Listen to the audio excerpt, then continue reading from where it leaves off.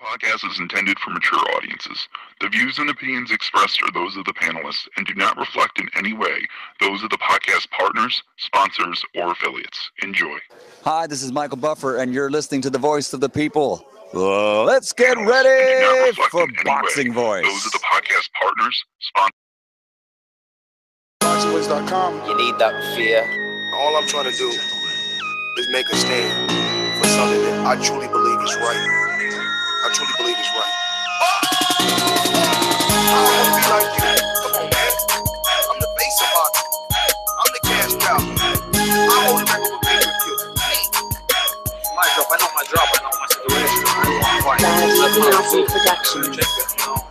But it's gonna be very difficult for both of us. Thaboxingvoice.com.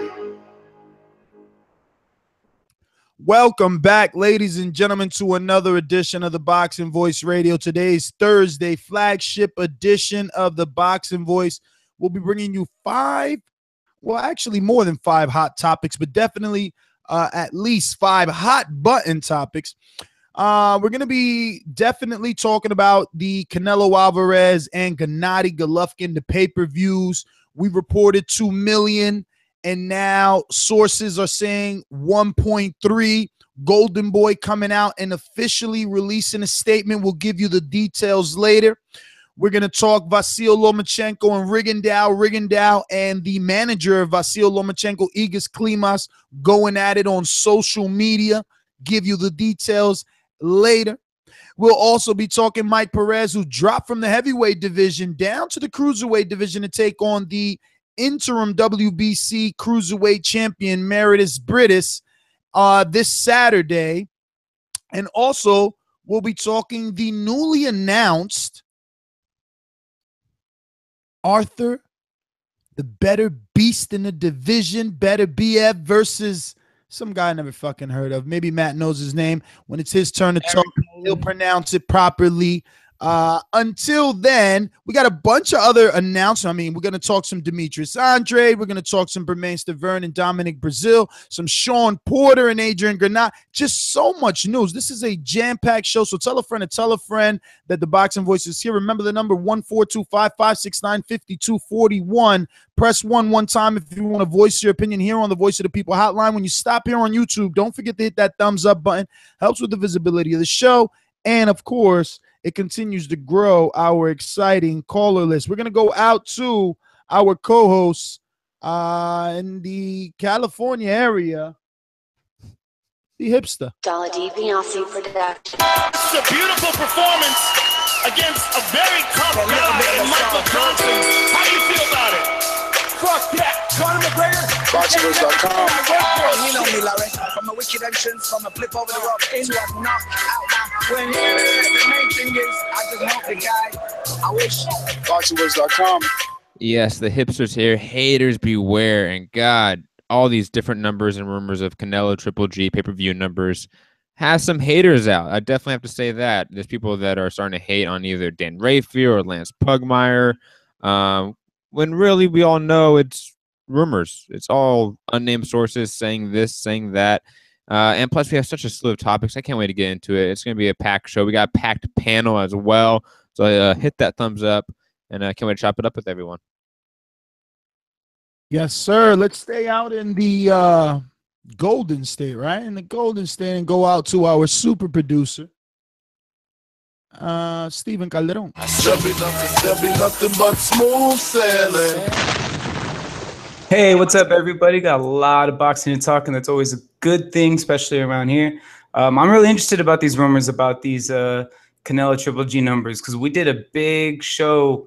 If you didn't catch it, make sure you go to the playback and check on our YouTube channel because we did do a show based on what we thought about the numbers and what it meant for the sport. So I'm interested to see what people think about it going forward. Also, I'm really excited about the Lomachenko-Rigondeaux fight being super official. Yeah, that is definitely one that has everybody's attention. A lot of people have been asking us to talk about this one. Let's head on back to my state, the Garden State. Doomsday, the amateur. What's going on, brother? What's going on, friends and all boxing fans? Yo, out of all these topics, the one that's got me right now going is the Rigo Lomachenko topic. I think there's a lot of things to talk about that fight. It's December 9th. And what is it? The World Series tournament? I know the acronym WSSSB, I think, right? No, WBSS. WBSS, which is World Boxing Super Series. I mean, I like the matchups they got. They're just making it kind of hard for the actual casual to go ahead and watch it. Yes. Can't wait to talk about that. And the other plethora of topics that we got on tonight's jam-packed show. Let's go. I mean, it is a plethora of topics. I guess we'll start as we always do from the bottom to the top. Or excuse me, from the top to the bottom, right? And let's see here. We'll go with Canelo Alvarez. It's funny that as me and Matt were kind of doing our prelim discussions to the show earlier this afternoon, we were discussing whether or not this would be a topic. And right away, I was like, you know what? I don't know. Everyone is jumping on his 1.3. And I'm like, Matt, you know me. I'm not a click whore. I didn't click on the link. I read the title. Did you read it? And he's like, well, I didn't read it. No, I said I read it. I mean, can I finish my story? Sorry, but you were wrong. By the time I got to the point, he did find out that there was no legitimate source, just unnamed sources. So I could say unnamed sources told me over at HBO that they did 3 million. Who gives a fuck about that? You know what I'm saying? So Golden Boy puts out an official press release, which you can cue up the music now, does strike me as odd. They didn't put out a press release when we were all reporting that it did over 2 million. But the minute that a couple of legitimate sources start saying that it only did 1.3, they put out a press release saying, hey, while we love the press, you guys are wrong. We're still waiting on this and waiting on that. But they didn't say that when we were reporting that it did 2 million. So strange to me, but we shall see. Golden Boy's official stance on this, Matt, and the rest of you is that they're still calculating. Satellites, pay-per-view buys, all these things are still being calculated. It's just too soon. Buy or sell this story from Golden Boy? It'll be a little bit of both. I mean, I think they could be calculating more of these online ways of buying pay-per-views, and then that could be a possibility. Yeah. I know it does take time to get all these numbers in when you have so many different outlets to buy this sort of event. But I'm highly suspicious of the timing. This literally happened within 24 hours after an article comes out saying that it's 1.3 instead of 2 million. And I know you, Nestor, are quick to write off unnamed sources. But when you're talking about people that have gone to school for a large portion of their lives so far, or their professional lives, and then get a major job at either ESPN or LA Times, they're going to make sure they report from accurate sources. Now, whether those sources are right is a different story. We always are I don't know, at the end of what they bring to us, what those unnamed sources tell us. But I trust Lance Puigmire. I trust Dan Rayfield. Dan Rayfield was first, though. And as we know, the first number is often wrong, and it's often higher than the actual real number. I think 1.3 is probably more realistic. I don't know if it is that. It may be more than that. It may be 1.5, maybe 1.8.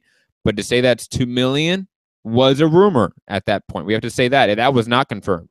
That was Dan Rayfield saying word for word, not word for word, I'm basically paraphrasing, that HBO's projection state that's going to reach 2 million. Again, that is not an official number. That is not an official source. So whatever we go off of, I think is still rumor at this point. But I think both Dan Rayfield and Les Puigmire are credible people and credible sources, and we're just going off of rumors at this point still. I mean, they're always going to protect, if they're saying the numbers are low, they're going to go ahead and jump in and, give a press release like they did. I mean, there's so many ways of getting the fight now that, it's getting a little more difficult, I think, to crunch in those numbers coming from so many sources. I think one of these articles mentioned ringsidetv.com, PlayStation. I mean, there's so many ways to get the fight. So, I mean, I could understand. I don't know as far as timing, Matt. You mentioned that you don't trust their timing. I don't know exactly how long these numbers take or these, take to gather this information. But I think still that it'll still be within, if not close to 2 million, 2 million. I think they said that this was the third highest, what was it, at the gate that this the fight made. I think it was over 27 million at the gate. So it won't surprise me if the numbers are still climbing for the pay-per-view buy. Well, looks like we have another member of the cast. Let's head on back to the Garden State. What's up, man? Yeah, I just want to say I said fight two. Stay focused, stay working my dad. I said fight two. Because if you come to fight, then I'm gonna have to look for you, man. I said fight two. I think you accurate. Yes. Welcome to the big show, right? That's what I'm on, the big show, the Boxing Voice, and it's Thursday, Prediction Thursday, that is. But we got some hot topics, as I'm sure that you guys ran through, and I picked up where Alex left off. Gennady Golovkin, Canelo numbers. I am starting to not really care about the pay-per-view number. I'm more interested in the overall number. Like, even if they streamed it, that's interest. That is valuable. So yeah, I'm sure they did a hell of high number rather, and the timing. I mean, just the same week that these numbers come out were the official numbers for the McGregor Mayweather. Am I correct? Am I wrong? Is that correct that the official numbers were this week? Matt Hunter? For Mayweather McGregor? Yeah, was that right? I've heard 4.4. Right, but those numbers were... I've heard nothing. There's no official statement by Showtime or the UFC. Showtime has said... Never will be. Let's be honest. Never an official statement. Just Showtime has said that it is over 4 million. All right, it did not break Mayweather Pacquiao. So how many weeks has it been since that fight? I mean, that was August 26th, and we are now September 29th, 28th. So that's a month later. So how 2 weeks later we get 1.4 mil for Canelo? 1.3. 1.3. 1.4. That's the argument, right? 1.3 to 2 million. 1.3 to 2 million. I believe that the number is higher. Especially, but like you said, streaming, like. Yeah, they're like the music industry. The music industry is now counting streams into album sales. They're now definitely reporting how many downloads illegally for TV shows. Game of Thrones has over 1 billion illegal downloads this last season. They are reporting that a lot. That's a huge number. And you would want to do business with those people, right? If they had that much interest. Absolutely. All right, so there you go. And another thing that I put into account is that Triple G versus Canelo was just 300,000 under Chavez. Canelo, is that correct? Well, that's if you're agreeing with this new number.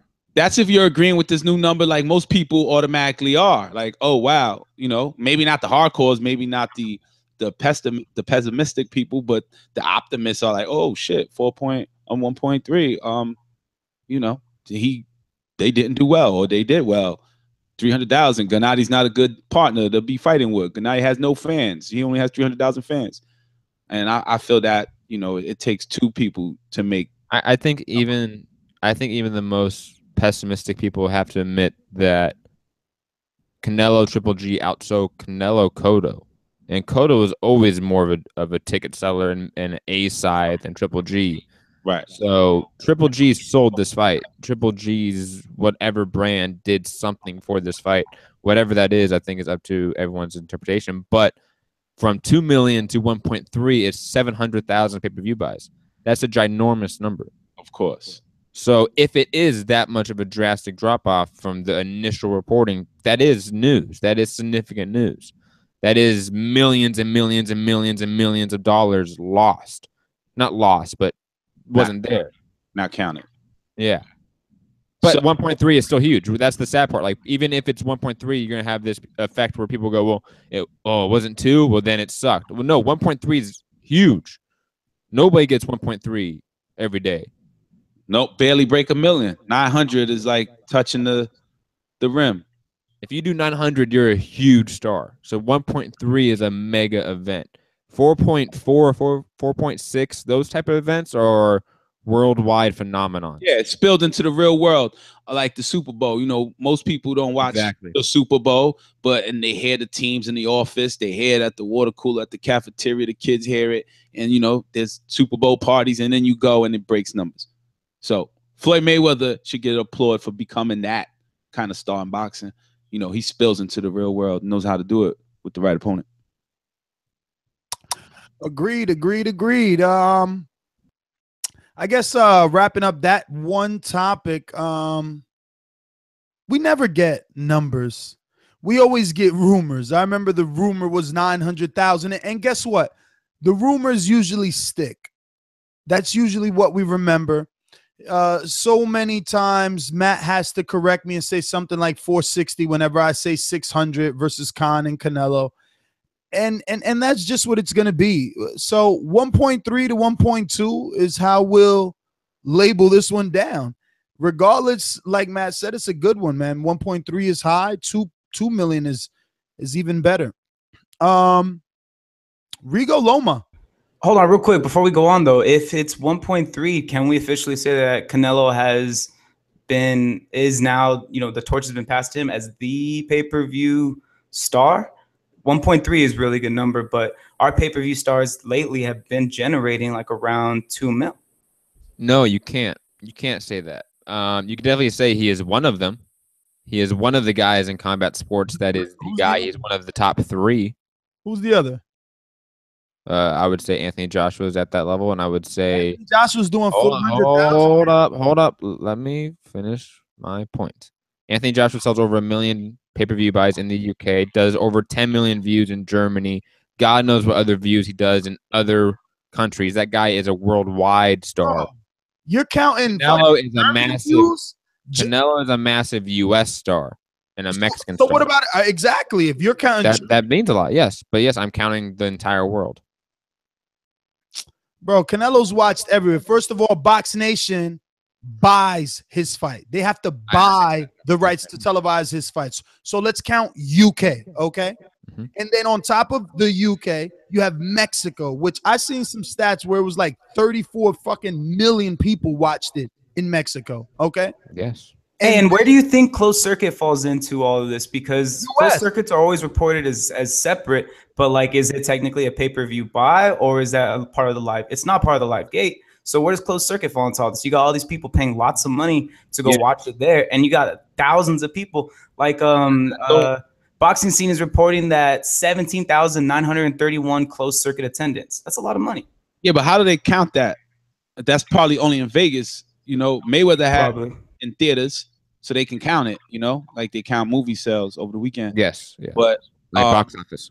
Yeah, box office sales. So you can't count. I think that counts as just one purchase, but it's a bigger purchase. It's not $100 purchase. No, I'm sure it doesn't count as one because they're selling it to those guys. Okay, so they probably count like 2,500. So I'm sure they're expecting them to get some return on their $2,500 investment. It's gotta go according to their occupancy. You know what I mean? Like maybe their fire occupancy is like 81, and you know, then they charge them based off that. You know? Yeah, but places in Vegas are like, I don't think it's 81. I think it's like 350, 400. Yeah, of course. I mean, Vegas is set up for that. The MGM was doing closed circuit. Steven, you watched it on closed circuit, correct? Yeah, I did. It was actually not. It wasn't that bad. I always kind of thought I heard bad things about closed circuit, but this one was pretty cool. The as soon as you walk in, there's big, kind of like it's a cube. You know, it's a big screen on every side, and the cube, I would say, is about half the distance from the floor to the ceiling. So it's huge. Everywhere's a good seat in the house. The beer and the food's readily available. It's not that hard to get to. Right? Huh? The beer was included in the ticket, no? No, I had to pay for beer separately. No food included either? Nah, if it was, then they charged my silly ass. But how much was it? That was a shit deal then, because usually people pay like 150 for some closed circuit, and it comes with like drinks, right, Matt? All right. First of all, it was last minute. Second of all, that it wasn't that deal. I think they sell those as packages or something like that beforehand. You gotta remember, I got mine super last minute. Oh, I remember. Shout out to the sponsor. I remember. But I don't know. But I really enjoyed it, and I thought that I was like, I was really curious because there was a lot of fans there, and it seemed like everybody who wished that they could have been in the arena, but like for whatever reason didn't. Like everyone there was super into the fight. Everyone there was super passionate. Not just that, they're into the undercards too. And it's rare. Like you might go to a bar where everyone's not paying attention. You pay the closed circuit fee. They charge you the cover charge, but no one's paying attention to the fight. Why is no one paying attention to the fight? It's the worst type of environment to be into because you're being around a bunch of, no offense, but casual fans who just care about the main event. That was not the case for this closed circuit. It was true boxing fans that definitely felt invested into every fight of the night. And I kind of wish that, that those buys would count towards some type of pay-per-view because you figured they're watching it on a screen somewhere. Yeah, the way that I'm pretty sure they have to be factoring that in, man. But let's move on. We got Loma Rigo conversation. Lomachenko and Rigondeaux is official. I'm gonna pass it to Matt. I'm gonna go ahead and pull up the actual beef between Igas and Rigo. This is the best Trito beef like in boxing right now is Rigo versus Klimas. I'm just saying. Like, are they going at it some more today too? I think they were. Oh yeah, there were. Rigo definitely went at Top Rank and Igas today. So that was a good time. That was a good read. And shout out to Rigo for following me on Twitter. That was awesome. Shout out to you, man. I think this fight equals a lot of things for us boxing fans, like us people that are in the know. I don't know what it means to everyone else. I think maybe Enrique might have a better perception of that, but even Enrique is sort of tainted. Like Enrique is like a pseudo hardcore in a lot of ways. So yeah, he's a part-time fan. He's been elevated to part-time. He's a part-time hardcore. Like it's not like a true hardcore. He's a part-time hardcore. It's different. But I wonder how big this is outside of us, outside this bubble. But this fight is pretty big. They only have 800 tickets left, or 3. Well, according to Rigo in his tweet or his Instagram, but they're also using the theater. They're also using the theater, not the main one, right? Right, but let's keep in mind that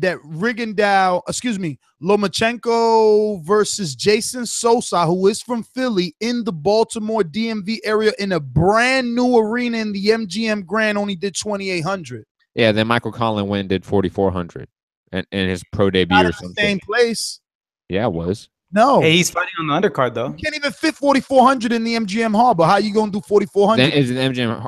Wait, is it MGM Harbor? I thought it was the MSG. No, Lomachenko's fighting in the MSG versus Rigo, but his last fight versus Jason Sosa was in the Harbor, and it was only 2,800. That's great. I understand that. But what I'm saying is it's still a small venue. So just because it's almost sold out doesn't mean a lot. If it was a 20,000 seat theater, that would mean something, right? If it's a 8,000 or 4,000, it's different. It just is. I'm not saying it's bad. I'm not saying it's bad. I'm not saying it's bad, but it is different. Well, you got 2 months left.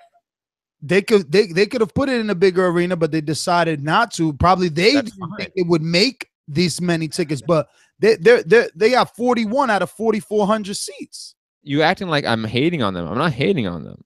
I'm just saying like it is different when you're in a 4,000 seat theater and a 20,000 seat theater. The expectations of what you're selling are different. Now, to the fight and this beef that Rigo has put on with the manager on Twitter, I think it has completely captivated the boxing fandom. I think it equals a lot of different things from race relations to style matches to we have the 2 best amateur boxers arguably of all time going at it in the pros. We have the idea of a guy moving up in weight class. We have all these different X factors. This equals all, and this is the personification of a lot of things in the sport of boxing. I'm hyped. I'm just straight up hyped. I don't even want to like really break it down that much right now unless we want to, but I think it's just a fantastic fight stylistically, from an entertainment standpoint, from a fan standpoint, from a guy that watches the sport on a daily basis. This fight I love in every way. Yeah, I agree with you. think. Go ahead. I think definitely this is one of the fights that the card courts are gonna want to watch. And you know, Lomo's been making a lot of noise, and Rigo's been around for a while. It's like Matt mentioned, they're the best, one of the best amateur backgrounds in any boxer has ever had. And I mean, I'm just curious to see how you know this weight difference between Rigo and Lomo is gonna really affect the fight. There's a couple of things that you know are favoring Lomo, I think, in this fight, and maybe according to certain sources, I think I read in an article, I think it was from the Bleach Report, that you know Rigo usually only walks as high as he's been known to walk around is at 128. So you know, for him to fight at 130, if I'm not mistaken, that's 130 they're fighting at, right, Matt? Yes. And you know, Lomo, he walks around a lot heavier than that. So you know, as far as weight difference, I think Lomo's gonna have a little bit of advantage in that. I don't know if that's gonna help much because we all know how fast Rigo is, and usually speed kills power. And yeah, I think this is gonna do well. Even though you said there's only 4,400 seats, I mean, yeah, the expectation should be they sell it out. So yeah, I'm excited about this fight. Stylistically, I think it's going to be a great matchup. We're going to get to see who is the best style, you know, who has the best style. Yeah, and Alex, so just capitalizing on what you said, it was Gary Hyde, the former manager of Guillermo Rigondeaux, in a Boxing Scene article. He did say that the Cuban boxer has never walked around at anything higher than 128 pounds, and that he felt that the fight should have had someone should have pumped the brakes on the fight. I'm more excited. I haven't been this excited for a fight near this weight probably since Vargas Salido was signed, and then before that, at a lower weight for Guillermo Rigondeaux versus Nonito Donaire. I loved that fight. Do you guys remember how amazing that fight was? There was so much speed and athleticism and power being thrown around for the guys of their size, and really skill. And there were some people who saw and they're kind of turned off by it. Like I remember Bob Arum saying that he was kind of disappointed at Rigondeaux for not going for the kill. But no, that fight was absolutely incredible.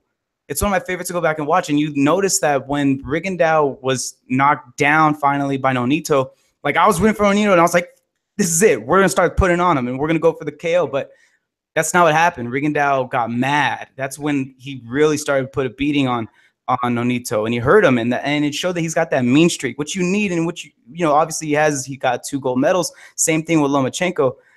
To me, though, the big question I have on this fight is how are they going to start selling it to us? Because as everyone has said, obviously us hardcores are paying attention. My question is, it's going to be on ESPN. You've already had Lomachenko on ESPN. You know that you could be doing better numbers.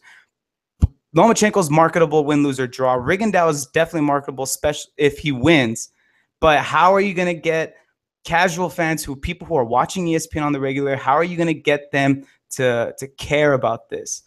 You know what I mean? How are they going to get invested like us? And I think, like, have you guys ever seen that sports science show that ESPN has? Yes.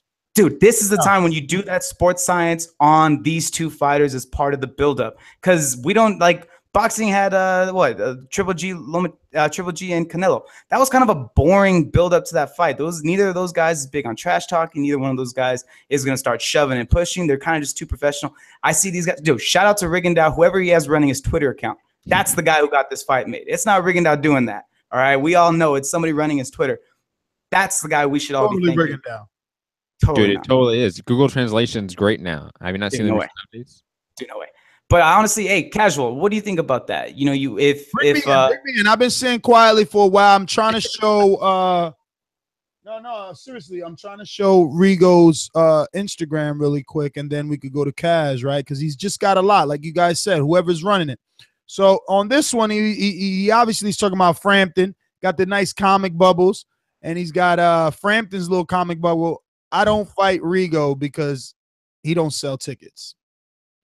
And then the Leo Santa Cruz one is, and then Leo Santa Cruz comic bubble is, and besides that, my daddy won't let me. I mean, so this is him, bro. This Spanglish is definitely him. Like, you know, who's gonna make the mistakes in the Spanglish for him? Well, that's not a mistake. Translate that in Spanish. Y también mi papá no me deja. That's right. And it translates verbatim.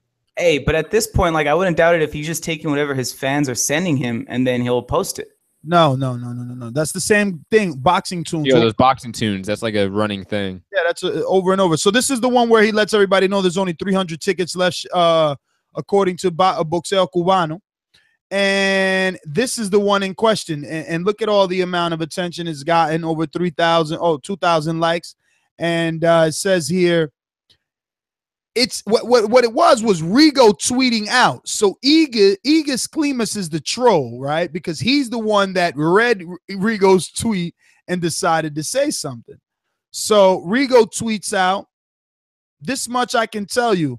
I am so motivated for my next fight that even Uncle," when he ats Bob Arum, "that even Uncle at Bob Arum will be proud of me. Hashtag Loma Rigo December 9th. Hashtag," right? So then Igas Klimas comes and quote retweets and says, "You better be. Hope you won't quit like others did." So Rigo screenshots it and puts in his description on IG. "He came close," and he quotes close, "to call me a quitter, as if my name is Nicholas Walters.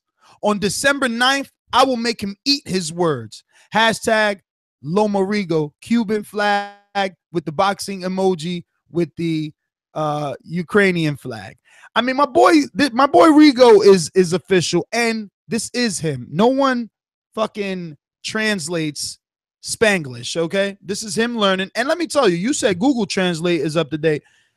I'm going to just be honest. The other day, I was having a complete text conversation in Spanish with my text app, right? Just using Siri, speaking in Spanish, changing my keyboard to Spanish, speaking right into the phone, and it translated it perfectly. I'm not the best speller in Spanish, but reading for whatever reason is easy to me, and I was able to see that it was translating it perfectly, and then I was sending it and the people were getting it. So I don't know, man, maybe he's got an iPhone, right? Everybody's got a fucking iPhone these days, so he could easily do it with that. Whether he did or he didn't, Matt kind of got it right again today by saying that this is the guy that got the fight. I mean, this whole page is riddled. This is one I love. I know you guys got to love. Let me zoom this in so you get a good shot of this one right here, because everybody calls Lomachenko the Terminator. So he goes Terminator versus Chacal. And a little, again, the comic bubbles, because, you know, someone's always thinking in his tweets or his Instagram posts. They're always thinking out loud, because obviously we need to know what's going on. So there's this beat up Terminator on the floor, and it says, "I should have listened to Bob." You get it? Like, come on, I know you get it. And here he goes on the description. He says, "Apparently, hashtag fake Terminator forgot that I have an actual friend named Connor." Hashtag Connor, excuse me. "I have an actual friend named hashtag Connor that showed me how to kill the machines," with a bunch of emojis laughing. This guy, I told you guys before, if you've been following me for years, you know that I said if you only knew Spanish, you'd know how entertaining this guy is. He is sharp, man. He's sharp. Believe me when I tell you. And I believe this is all him. For real. But I just wanted to show that. I'll pass the ball back to Enrique Church. Enrique. Yo. My part-time boxing participation is what got me into this fight. You know, Loma, who I never really believed in until he showed us against Nicholas Walters. Rigo, I never really followed much until he fought Nonito Donaire. I thought that was a great fight, back and forth, and I thought he looked great. I thought it was exciting. So I was surprised to hear the backlash, the negativity about it. But this fight, I kind of feel now that I know it's in the small arena, because I was shocked that it's in Madison Square Garden. I think this is like a $300,000-$400,000 300 number ratings. You know what I'm saying? I don't think this is everybody's fight. You know, Loma gets all the praises, Rigo gets a lot of negative. So there may be people that aren't interested. You know, you have to be like Max Kellerman or Nestor Gibbs or Matt Hunter to really want to watch this fight. Me personally, I do want to watch it again because I like both of them, what they showed so far. And I have a feeling that it's going to be a hell of a fight. And I'm hoping that it's not a surprise, you know, where Lomo gets the better half of the fight. See, well, that's what I'm saying. Like, I think the way that they're gonna sell this fight is like super important on that. You know what I mean? Because it's like, I don't think there's a way to sell this fight. I think I think there is. I think there is. I think that you're just gonna have to capitalize on whatever like ESPN has available to them through all their other little mini shows and stuff like that, and promote it that way. Because the last time Lomachenko fought, it was only what 700,000 views. That's 720, 730. That's not that good, man. And then let's be real. Like, if you everyone's telling casual fans, look, these guys are special. Show what makes them special. Even that little sports science thing, it show them their reaction ability, show them their speed, then have each one of them do it separately and then measure them against one another. Not true. What the casuals want to see is them bumping heads at a face-off at like somebody like saying I'm a killer. Yep. You know, otherwise it's not gonna spill into the casual place. You know, Steven Espinoza said it. How do we make Danny Garcia Thurman a big fight into the casual world? And he said, well, we promote it where fights aren't promoted. This ain't going to be promoted where fights aren't promoted. So that's the inside that I know. And I know that this is only going to be promoted on social media and ESPN and people like me who part-time participate and follow boxing memes and follow boxing, the Boxing Voice on IG, who know that Rigo beat Nonito and that Nicholas Walters quit on Loma are going to tune in. That's as far as it goes. Casual getting too sharp with his knowledge now. I mean, he's right. I mean, there's no way this does more than 900,000 views on ESPN. I was expecting less. Like, that's Crawford numbers, right? It's 900,000. That's Crawford numbers. Yo, that's crazy if it only does 900 when Mariaga did 750. Like, I think they're just if that happens, then Rigo, you know, he's gonna be blamed. But for my boy Matt and shit, I mean not Matt, Steven. Called Dreaming of You. This is Steven dreaming that ESPN is gonna do all these specials on Rigo and Loma. Like ESPN cares about boxing. You know? They should, though. They just signed a deal with Top Rank. They should start caring and start investing. And why would Top Rank sign a deal with them if they're not going to get invested? If they're not going to invest in their boxers, then you might as well stay with HBO. Because they got it on the cheap. Nah, there had to have been something extra. It's going to be like that. We even saw that it's supposed to come with extra boxing content. Shit, like, oh, I guess it's in the future. It was in a press release saying that they were going to package it with some extra content. I mean, look, thinking on the optimistic side of things, put them on ESPN Deportes. They have a bunch of podcasts over there. They have a bunch of Spanish bilingual speaking reporters. And actually the Deportes side of ESPN.com gets a lot of traffic. So definitely put Rigo there. And I'm sure they're gonna have Loma on the cover of the .com the way that they always do. I think they promote Loma fairly well. It's just none of that content. Like we're not gonna see him on Max Kellerman and Stephen A. Smith's show or anything like that. And very quickly, shout out to the super chat. Eric Cruz donating $5 on YouTube. If you don't know what that is, it's right below the chat. If you're on your desktop, there's a money sign. Click on that. You can donate directly to the Boxing Voice. And his message is, let the donations begin. Shout out to Eric trying to get this party started. And we always appreciate those super chats. So let's move on to, it's going to get even harder for the hardcores. So I guess we should interview Enrique on the next topic. Enrique, do you know Mairis Briedis? Not at all. Do you even know what division he's in? Nope. What country he's from? Nah, not at all. I don't know the guy. Period. What about Michael Perez? Michael Perez, yeah, he's from Newark, New Jersey. Nah, the other Mike Perez. Oh, damn, I don't know him. Yo, wowzers. Yo, I told you, man, part-time. No. Wait, because we're doing well. Because look, you don't know them, and they did not help themselves because this fight is gonna be on. What's the name of Audience? Yes. The World Boxing Super Series has announced a U.S. TV deal with Audience Network, which I believe if you're... I've never even heard of that, by the way. If you're a DirecTV subscriber, it's in the movie channel section, wherever that is for you. I believe it is in that section.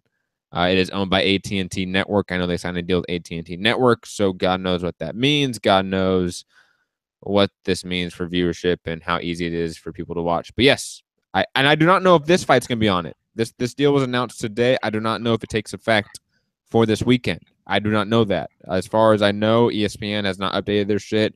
BoxRec hasn't updated their shit. No one's updated their shit on whether this event on Saturday is on audience. So we may still have to watch it on their website, which crashes over and over again. Shout out to World Boxing Super Series.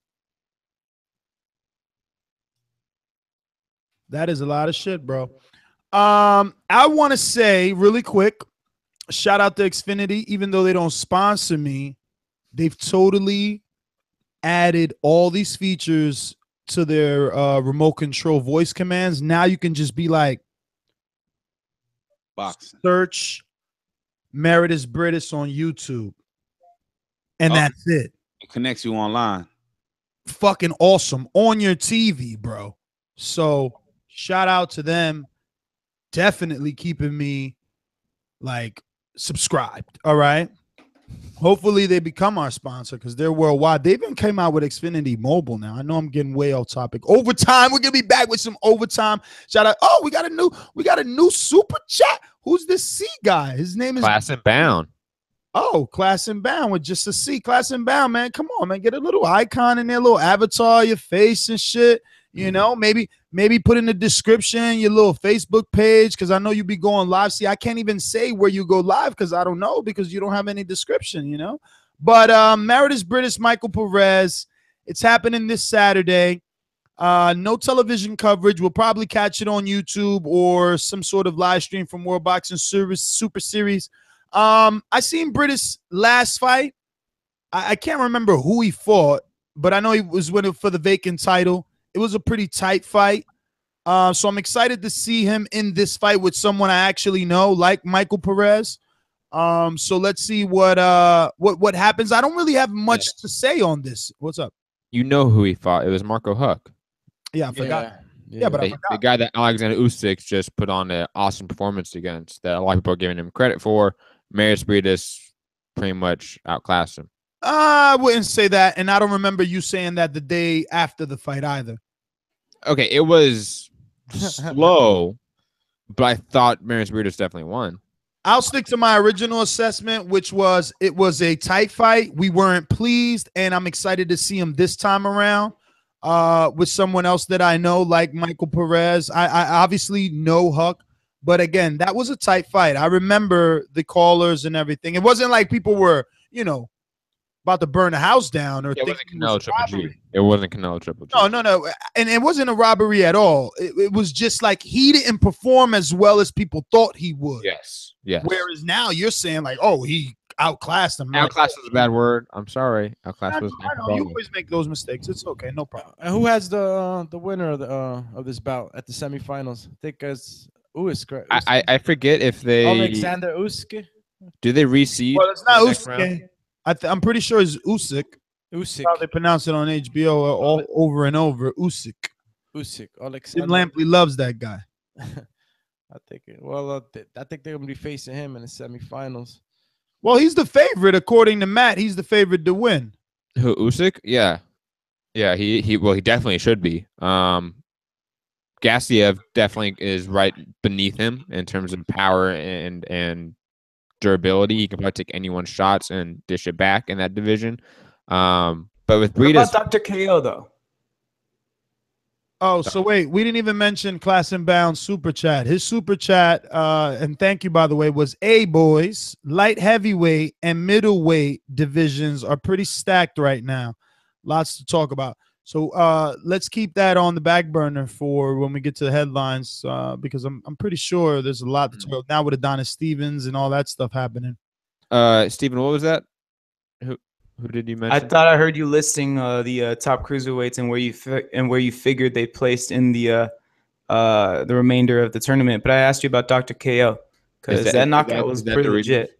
Oh, Dorticos. Yeah, Dorticos. I mean, it kind of made like that guy that he fought was. I mean, I'd never heard of him, but like he pretty much pieced him up with not too much of a difficult combination. It seems like his power is pretty real. That guy had not been, as far as I'd seen in his record, not even knocked down before. He stopped him in 2. Look, I think the whole field is stacked. The entire field has the best cruiserweights of the world in this tournament. That's what's amazing about this tournament. The sad part is nobody knows these guys. People like casual has never heard of these people. That's the sad part. But this tournament is amazing. I can't believe no network picked it up, especially like HBO. I wonder if they were charging too much per fight. In this article from ESPN, it says that Showtime had shown interest in making a deal to broadcast both tournaments, but changed its mind. Don't know why. And for anyone who wants to know if they do have it, Audience Network is not widely available on cable platforms, but is available DirecTV, DirecTV Now, Uverse, and AT&T Unlimited Plus customers. Garbage.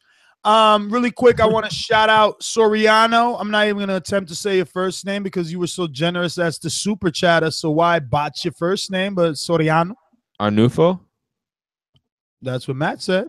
I think it's Arnulfo. I'm gonna go with that. Arnulfo. Come on, Matt. I'm pretty sure you would have to roll that R because that's a Spanish last name, so it's probably like Arnulfo.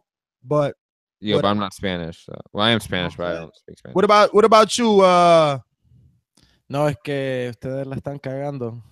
So how do you pronounce it, Mr. Translator? Arnulfo. So you don't. So the R is silent. No la viste, Arnulfo.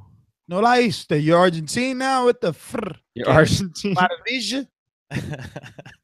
Speaking of Argentine, that guy, the Maravilla, he's not Argentine, but he does live over there. Alonzo something. Sign the Ludabella. Anybody can help me? Anyone on my hardcore? Alonzo, what? Alonzo. First name Alonzo. From Argentina? He is living in Spain. Sign the Ludabella. Did he also sign with Sergio Martinez? No. Okay. But his nickname is Maravilla. And yeah, he's trying to get out of that Ludabella contract. No idea. His name is Jonathan Maravilla Alonso. Yo, Steven, when we make it, you're coming all the way to the top. Look at how on point that was. And that was all off the little pieces I gave him. You know, I gave him the first name. Boom. Gave him the nickname. It was over. Super fucking producer. Yo, sing it, Matt. Sing it. You got this. I'm the co-host, man. There'll be nothing but smooth sailing. Yo, when Steven's here, I take the back burner on producing, man. Steven. Oh, listen, I'm not making it a you versus him thing. I mean, it isn't. I mean, it's a me at the top, you know, and just. Oh, why you got to put Steven not at the top? Yo, Steven, you know he mispronouncing names and shit, trying to talk at the top. But off camera, Matt produces pretty well in the text and stuff. Thank you, Enrique. Shout out to Enrique. Shout out to Enrique. He loves positive reinforcement. That's right, Enrique coming through. He's showing. He's leading by example. He's like, but off the, you know what I'm saying? He coming through. Nah, you're right, Enrique. You're right. Listen, let's get to that last fight because we got a lot of headlines I do want to touch on before we open up these phone lines. Remember that number 142-5569-5241. Press 1 if you want to voice your opinion here on the Voice of the People hotline. We will be getting to you in a little bit, and we got a lot of callers already lined up. We're going to get to our last hot button topic and then get to headlines today. Arthur Beterbiev, the Better Beast, as I like to call him, in the division, the light heavyweight division that our good friend Class and Bound wanted to discuss. He is now in a vacant IBF title fight. Enrique, interview time. Whose belt is he fighting for that's vacant? Get the Jeopardy soundbite out. You know, I don't have the LCD screen above my screen like Mr. Calderon over there. I can see him looking up, you know. Good soundbite. That was good enough. I don't know. I don't follow. He's a clue. I'm going to give you a clue, Cash. He from Oakland. Okay, so he's fighting for Andre Ward's title. Oh, there we go. Oh, I only go what spills into my world. You know what I'm saying? If it don't spill in there, then yo, and speaking of Andre Ward, that's the only reason you know, because you got he spilled into your world. You use Andre Ward power gloves now, right? When you're in the gym. That's right. You know, but you don't use Arthur Better Beef power gloves. You don't even know who he is. He ain't got no gloves. I heard of him, but I don't know if he's black, white. You know what I'm saying? Oh well, he's definitely black. Check the overlay. Okay. There's 4 people I don't know there. You know, it's the last 2 people. So, hey Matt, Arthur Better Beef. Oh no, we're gonna use the translators. This is gonna be his new name instead of the amateur and all that. Is not the transporter, but the translator. So, how do you pronounce Better Beef's opponent's name? I'm gonna guess Eric Koling. Yep, Eric Koling. Okay. So, Matt, what do you know about him? You're the hipster, because I know nothing. Johnson. I've seen, I think, like maybe a fight and a half or like a fight and some highlights from him. Translates, ladies and gentlemen, so I've actually never seen him. I'm just going to act like I'm fully a hipster. I'm not saying I saw it recently. I saw it maybe like months ago when this fight was announced. I bet you he doesn't know who he saw him fight. I have no idea who I saw him fight. No idea. Let it go. No idea. You're digging yourself too deep. Hold on. I'm not gonna say anything good. He's not that great. Yeah, I think Eric Koling is food. He's a guy. Oh, food. He's a guy a little bit like Corey Sebastian Highland. Oh no. Is he gonna have a limp like him too? No. He doesn't have that limp because that was weird. That was like an injury. We have to admit that. I think just one of those guys that has been on the outside, you know, taking that step aside money, always been around the mandatory spot, and never done anything. I think for a reason, because he's not that great. Arthur Better Beef, while not I would say the best guy in the division at this point, definitely is a super hot prospect. Definitely has a lot of power, a lot of skill behind what he does. I think this should be an easy win for him. That was meant to be a step to a title, not for a vacant title.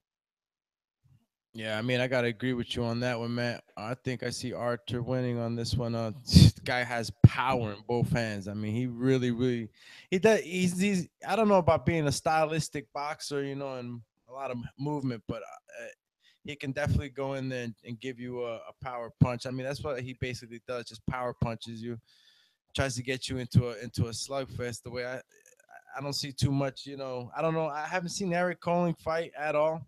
So I don't know how he moves around. Ness, you ever seen him fight? Hell no. Yo, I can't even name anyone who he has fought. Yo, how is his name is Enrico Koling? How is his nickname not Enrico KO Koeling? You know what I mean? Why not go with that nickname? It's set up for you. It's right there. It flows really good. Most of his wins have been like decision wins, right? Oh yeah, he can't knock anyone out for crap. But still, that's a good nickname though. Yeah, but Better Beef did go down with a flash knockdown versus that dude James. Yes, and you know what? Bernard Hopkins lost his first fight. There's a bunch of people that have been knocked down that have gone on to be legends. Some more shots. We don't know if that was just a flash or a chin. We don't know. It's a question mark. We definitely know Enrico Koling does not have pop. He doesn't. Oh, so we're gonna call him Enrique now? Enrico.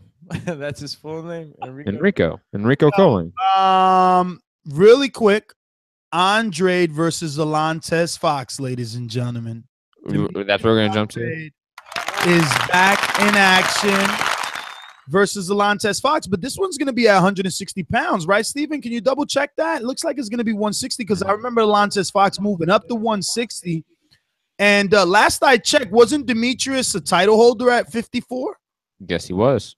I mean, this is not the first time he's moved up to get some airplay on television. Didn't he fight Willie Nelson? He just stopped Jack Colquet for the WBA World Super Welterweight title. That was in March. And I believe this fight is also at junior middleweight. I'm still double checking that. I'm pretty sure it ain't. I mean, unless Fox, who is pretty much the B-side and hasn't fought on TV outside of maybe 2 showbox that I recall, is going to go back down in weight. But he's been fighting at 60 for some time now. And Steven, when you do find that out, give us the count of the amount of fights that Alantez, nicknamed Sly as a Fox, because his last name is Fox, actually has been fighting at 160.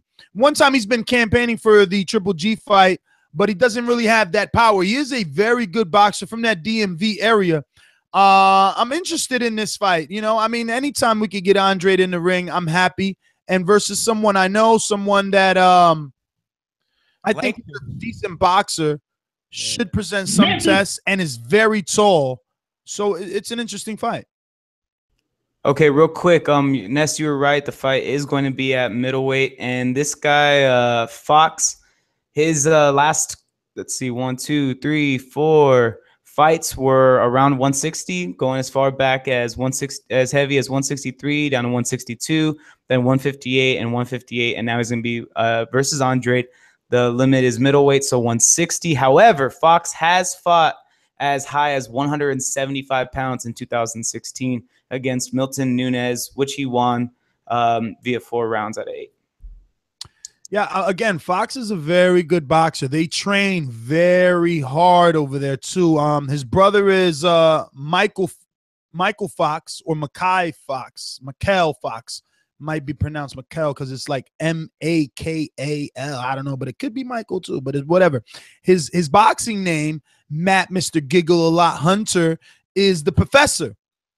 So him and his brother are both big jabbers, and we'll see what happens, man. I'm interested. Doomsday, you ever heard of Fox? I mean, no. Yeah, of course, man. We've run into them all the time. I think they're good boxers, and bro, you know how tall they are, how lengthy they are.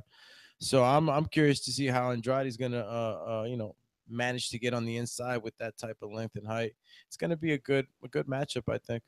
Yeah, BoxRec lists him as 6'4" with a 79-inch reach.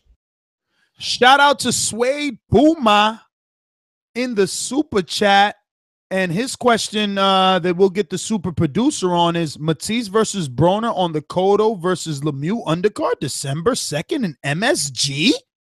Now that's one hell of a rumor mill. Can you? I actually heard that. I had heard about that as well. I saw an IG post about that. Yeah, Oscar De La Hoya or Golden Boy wants that Adrian Broner fight for Matisse.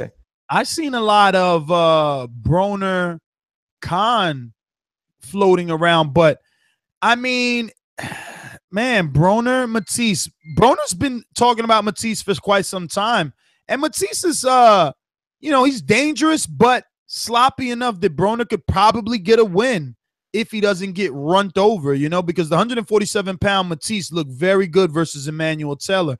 So shout out to Sway Puma for the super chat. Se agradece, my friend. Se agradece.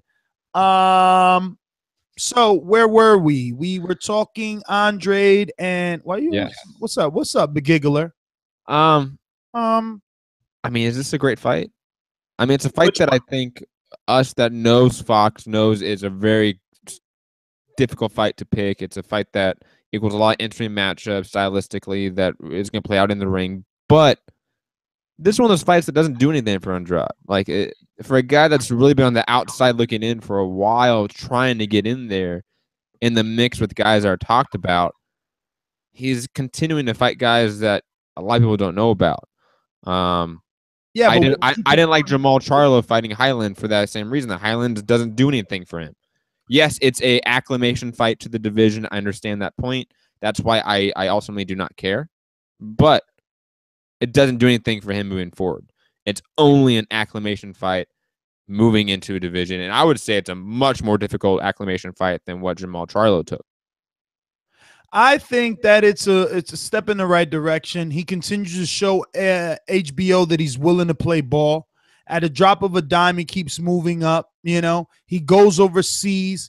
What he's trying to do is get in where he could fit in. The sport is dominated by bigger promoters or entities like Top Rank, Heyman Boxing, and Golden Boy.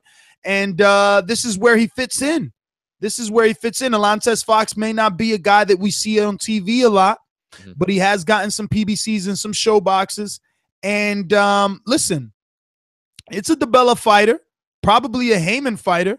So maybe it's Andre doing business with Heyman thing, or at least with DeBella thing, which means it could lead to more things. But at the end of the day, if he doesn't take this, we won't even be speaking of him. He hasn't fought since March. I mean, it's the end of September. 2 days out, we'll be in October. So I don't know. He's got to do what he's got to. Yeah, he's got to do something. I agree with you on that point. That he has to fight someone. Hey, Matt, listen, especially fighting on HBO at 160, he's dipping his toes into the Daniel Jacobs. That whole, HBO's invested in the 160-pound division. Well, let's be honest. The 160-pound division with the introduction of Canelo is going to slowly morph into a glamour division if Canelo stays there. Wherever the stars are, those are the glamour divisions. That's just a fact. So if Canelo's in the middleweight division, that now needs to be a glamour division. So and let me tell you something. You might not like this, but think about it like this. Put this recipe into this big old pot. I mean, don't forget names like Toyota Corolla and N'Dam, who are now scheduled to fight again. But shout out to Ryota Murata. Shout out to you, my brother. Salute. What about them versus Andre? Like, if we start to think of Andre versus Lemieux, Andre versus Jacobs, Andre versus these other, we start to say, well, okay. And if we got to give Andre a Lantes Fox acclamation fight, let's do it. I mean, yo, we gotta move with this generation. And in this generation, Andre Ward got 2 setups before the big fight. And look, he went out on with a grand hurrah, right? I mean, he did it. So let's let these guys do it. If Andre, who's been rusty, bro, if he needs this fight, which I don't consider a tune-up, especially with Andre. No, it's not a tune-up. It's not a tune-up.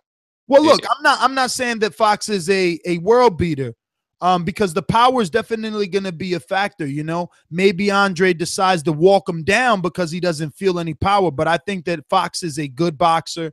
And I've been seeing him and following him for at least 5 years now. And I've only seen him increase his intensity in training and work ethic, especially his little brother. So I could only hope that his older brother is working as hard as he being Fox. So, you know, we'll see. We'll see. There's some other headlines, right? Unless anybody has any other thoughts on this. Well, I just want to quickly say that, you know, Demetrius Andrade, while a top-level boxer, still has plenty of flaws. We saw that in his last fight against Jack Kelkay. His power was not there. He got clipped by a guy that was significantly smaller than him, that had not posted any knockout power before. He got clipped hard in the last round. Demetrius Andrade moving up while presenting interesting style of matchups and just overall fights is a risky move for him.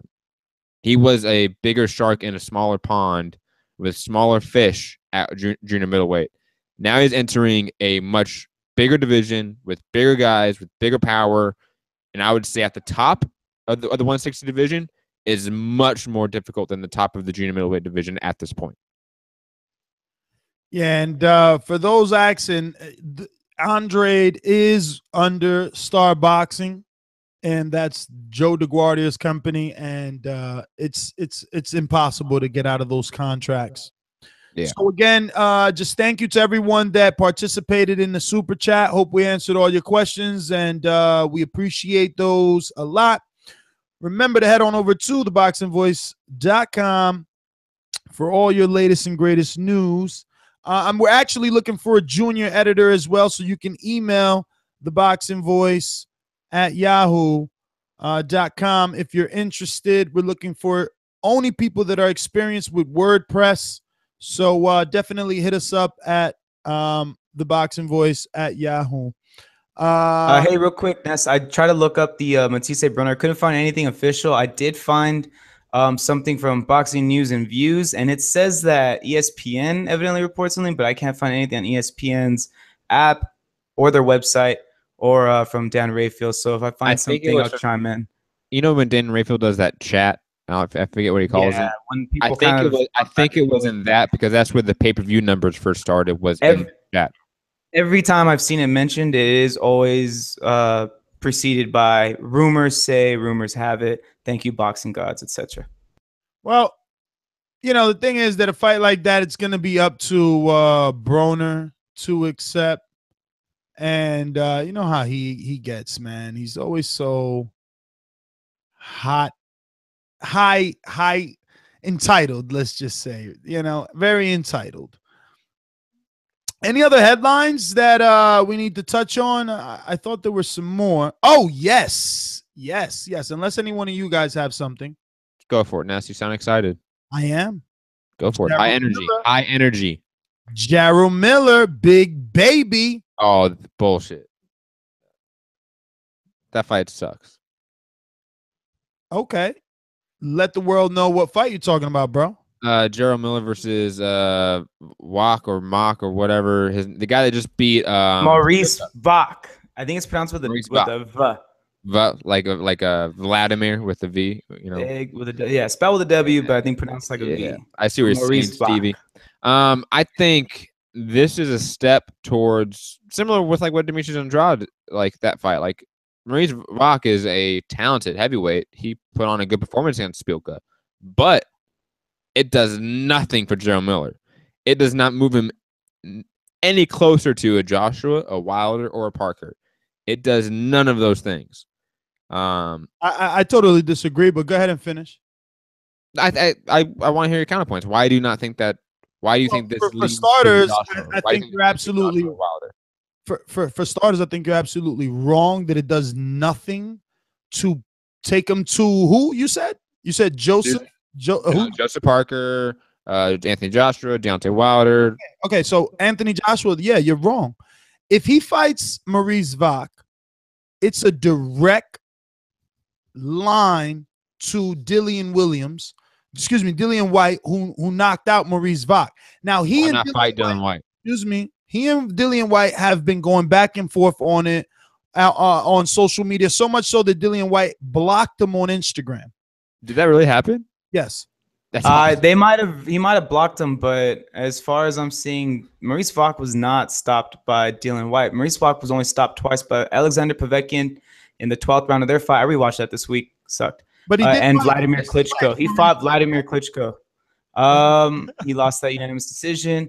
I am not seeing anything on his early box rec saying that he fought Dillian White. Yeah, sorry, man. Wish I could help you out. He had to be scheduled to fight Dillian White. Get out of here. He had maybe it could have been one of those things that came and gone. I'll check for you. Yeah. See if he was so you could save face. Mr. Box Rec Ness being wrong, proven wrong by his God. That is Box Rec. But there you go, Matt. If I was box wrecking, I wouldn't be wrong. Yo, come on. But even let's say I'll give you the bone, even though it's not true that Dillian White beat him. Why not fight Dillian White? Why not fight that guy? Like, if you want a direct line to Joshua, well, you know why. You know why. They're ducking him. Come on, get the No. Don't give me that. Come on. I mean, how much more do you want Big Baby to do? He stalked them until he got blocked. Like they don't pull Shannon Briggs, man. You fly to London and you follow that guy over and over. Out of here, bro. The only people that even talk about Dillian White are us on this show, bro. Nobody even fucking knows who he is. You want Gerald Miller to fly to the UK and pull a Shannon Briggs on Dillian fucking White? Who the fuck is Dillian White and who he beat? Tell me. Yo, come on. Hey, man. real quick. So tell me who he beat. Yo, the win over Gerald Washington is bigger than the booty ass fucking piece of shit win over old ass Derek Chisora that Dillian White holds. Who'd he actually win? That's in the fucking top 10, bro. We talk about him because we know that he has. Who has his current opponent beat that's in the top 10? Gerald Washington. Maurice Vach. Maurice Vach beat Gerald Washington. No.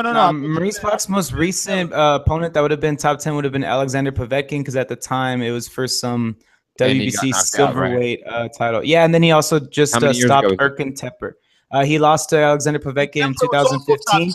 Just beat Erkan Tepper in March. He was also supposed to fight Dillian White, but in May this year, it seemed like that's when it was announced that the fight was off. Dillian White pulled. I mean, the best thing about Maurice Vach really is that he has championship experience against Vladimir Klitschko and Alexander Povetkin. He's tall, bro. He's tall. So again, let me just get back to it makes sense. Baby Biller would make his march up through the ranks fighting this type of fighter. But I mean, we all agree that Miller right now shouldn't go straight to any current holding champion. Says she has Haney on. You guys ready? Yes. Do you see her there? Can you bring her on? Hold on. I got her. Guys, what's going on? Yo, we got you. We hear you. You got a lot of background noise, Monster. I do. I'm going to put myself in mute, but I have Haney on the line, so whenever you guys are ready. We're ready. Devin, Haney, how are you? I'm good. How are you? I am good, man. Very happy to have you. I'm going to just, get right into it. Like I said, we're happy to have you. Want to thank you, obviously, for taking the time out to give us this opportunity to interview you. I know you're coming off a big win there in PA. and we just want to thank you for that. No, thank you for having me. All right, so I'm gonna say I follow you so closely that I seen your whole back and forth. I don't know, I guess air quotes trolling with the current IBF champion, Robert Easter Jr. And I just want to know what's all that about, and is there something that we don't know? Did something happen in the gym, or is it just clearly a up-and-coming contender wanting a shot at the champion? Yeah, that's pretty much all it is. It was just, me wanting to fight for the world title. It's nothing against Robert Easter. It's just he's the champion right now. Now, what is it about Easter that makes you feel you're ready for him right now? Because, to most of the boxing world, he's proven a few things with some of these fights that he has taken and beaten. Like I said, it's not only Robert Easter. I caught out all the world champions in my weight class, and Robert Easter is just one of the people that the world saw respond. Like I got a response from Jorge Linares as well, and just the world saw what Robert Easter said. That's all. Hey, Devin, it's Matt, one of the co-hosts of the show. First off, thank you for being on. You mentioned calling out all the champions, and you've been sort of a boxing hardcore darling for a while. Everyone that follows the sport intently has heard your name, has had to watch fights on YouTube, has had to watch fights online to sort of get any exposure to you and your game. Do you think you can jump into a title fight, a world title fight, without any sort of TV exposure or mainstream TV exposure, or do you want to jump right in there with a championship fight against a Linares, a Flanagan, or a Robert Easter? Well, believe it or not, most of the fights world champions known than them. So I wouldn't say that TV exposure or anything has anything to do with it. It's just when I'm ready. Because I'm one of the most known boxers, and I haven't fought on the mainstream TV pay-per-view, none of that, and I'm one of the most known boxers. Hey, Devin, this is Steven, one of the other co-hosts. So you definitely are very well known in the boxing community. You're like YouTube famous. We've seen all your amazing sparring sessions versus various, top contenders to, fellow up-and-comers and even like current champions. My question is, have you ever been asked to leave a training camp, or has any like current or top 10 fighter asked you to leave camp or refused to spar with you? Well, actually, I was sparring with Jorge Linares. Jorge Linares, he's a world champion in my weight class, and he wanted me to be in his training camp. And I sparred with him one time, and they told me that was all. I never got a call back. What was it that did it? Do you have like an idea of what it is you did that kind of got you out of there? Well, I know I did really good in the sparring match, and that's the only idea I could think why they called me back, but I'm not sure. So, Devin, I wanted to ask, who's officially your trainer? Because sometimes I see you with Floyd Mayweather Sr. Sometimes I see you with Jesse Vargas's trainer. Name escapes me right now. Former MMA guy, right? Dewey Cooper, yes. Dewey Cooper, yeah. So who's officially your trainer, or who do you credit or like to credit? Well, I train with Mike McCallum and I train with Floyd Sr. Well, I like to learn from everyone. Hey, Devin. Old school days where you stick with one trainer and you stick with one style. I like to learn from Floyd Sr., Mike McCallum, Dewey Cooper, Virgil Hunter. I learn from everyone. Devin, since you mentioned learning from everyone, who at the top are you learning from right now? Like, are you learning from a Linares? Are you learning from Easter? Is anything that you're watching in their game that you're going, that's really good, I'm gonna pick up on that, I'm gonna do that better? Or are you saying that they do this wrong, they do this incorrectly? Or are you dissecting the top game and picking them apart? Yeah, I take something that I like from every single one, and that's what makes it the Devin Haney style. It's Roger Mayweather, Floyd Mayweather Sr., Virgil Hunter, Dewey Cooper, Billy Giles, all the top trainers, top fighters that I learned from. I use all of that to make up the Devin Haney style. Hey, Devin, so I read somewhere, I think it was on Boxing Scene, that you mentioned that you were hoping to fight like another 2 or 3 times this year. Have you been talking about when you might be getting back in the ring again, maybe on some undercards coming up? Well, yes, I'm looking to fight in October, sometime in October. Right now, I don't want to say any dates because it's not official, but sometime in October.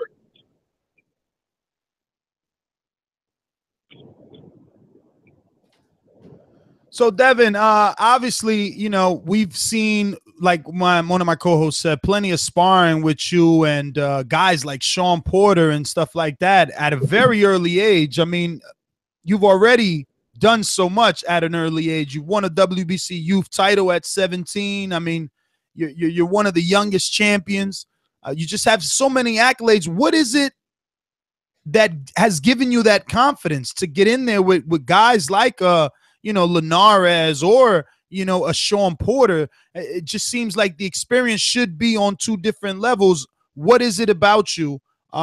Because it's not every day that we see guys like you come around, and we also don't hear so much about like guys like you, like in terms of highly from other trainers and stuff. Like when I talk to Ken Porter, he speaks highly of you. When I speak to different trainers, they always speak highly of you. So I just want to hear from your perspective. What do you think it is that you have? What is that ingredient that Devin Haney has?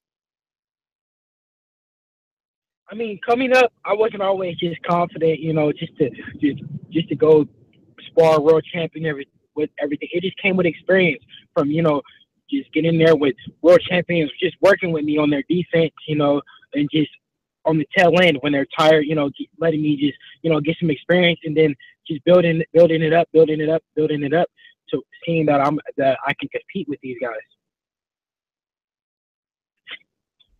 Hey, Devin, so you're one of, you're really young, 18, but you already got 17 fights.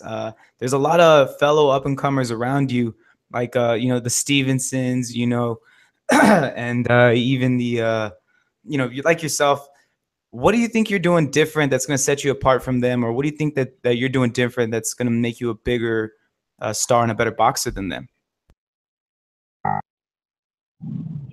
Just my work ethic just separates me from them. A lot of people, they see that my talent, but they don't see how hard I train and what I do in the gym and how I got here. I got here being so young. I'm just working hard over the years, just building it up, because I wasn't always good. I mean, I definitely worked hard, and then a lot of guys, I passed a lot of guys. There was guys that was better than me that they didn't work as hard as me, and I kept working.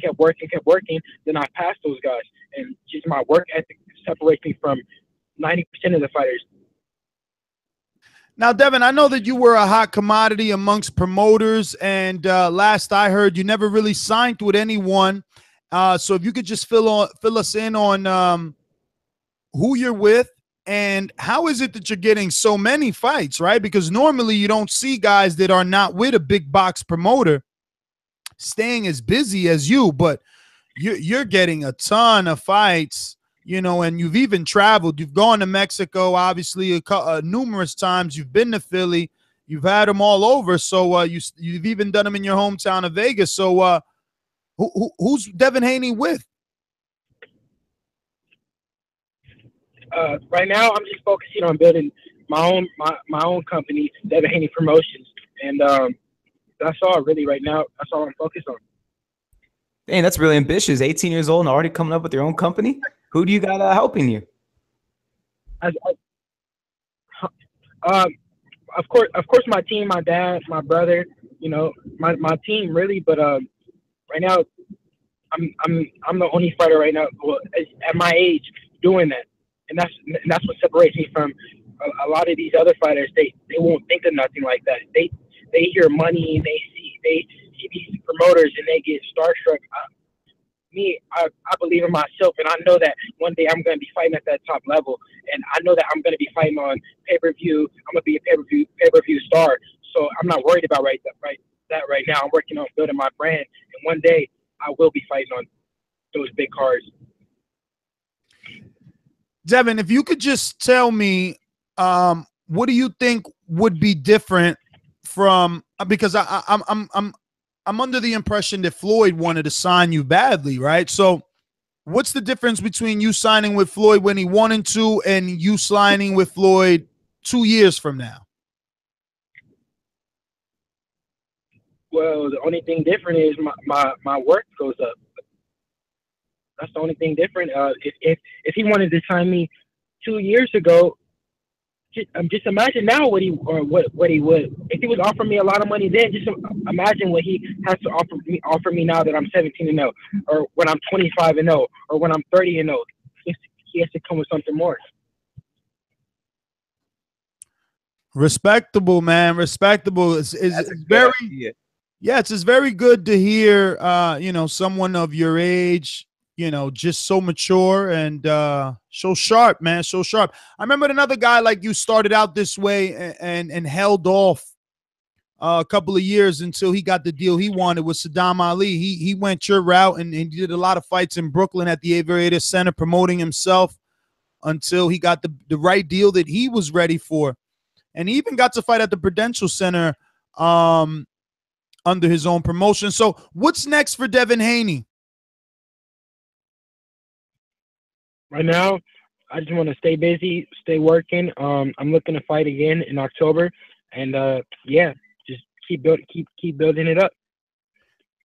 Is there any possibility of us seeing you on any of these bigger cards that have been announced recently? Maybe some of these StubHub LA cards, or maybe here in New York. I mean, obviously my panel is split. We got some guys in California and in here in the East Coast, but yeah, are we ever going to see you in the New York area building that brand? As of right now, I don't know, but things change every day. You know, fights. I've been offered so many fights through over my pro career that just, I don't know. Everything changes every day, so I don't know.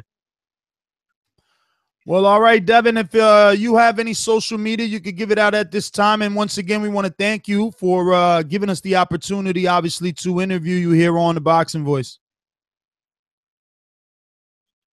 You can follow me on Instagram, Twitter, at Real Devin Haney, Facebook, Devin Haney. Well, Devin, thanks a lot, man, and we do appreciate it. We're going to go ahead and get back to some other callers.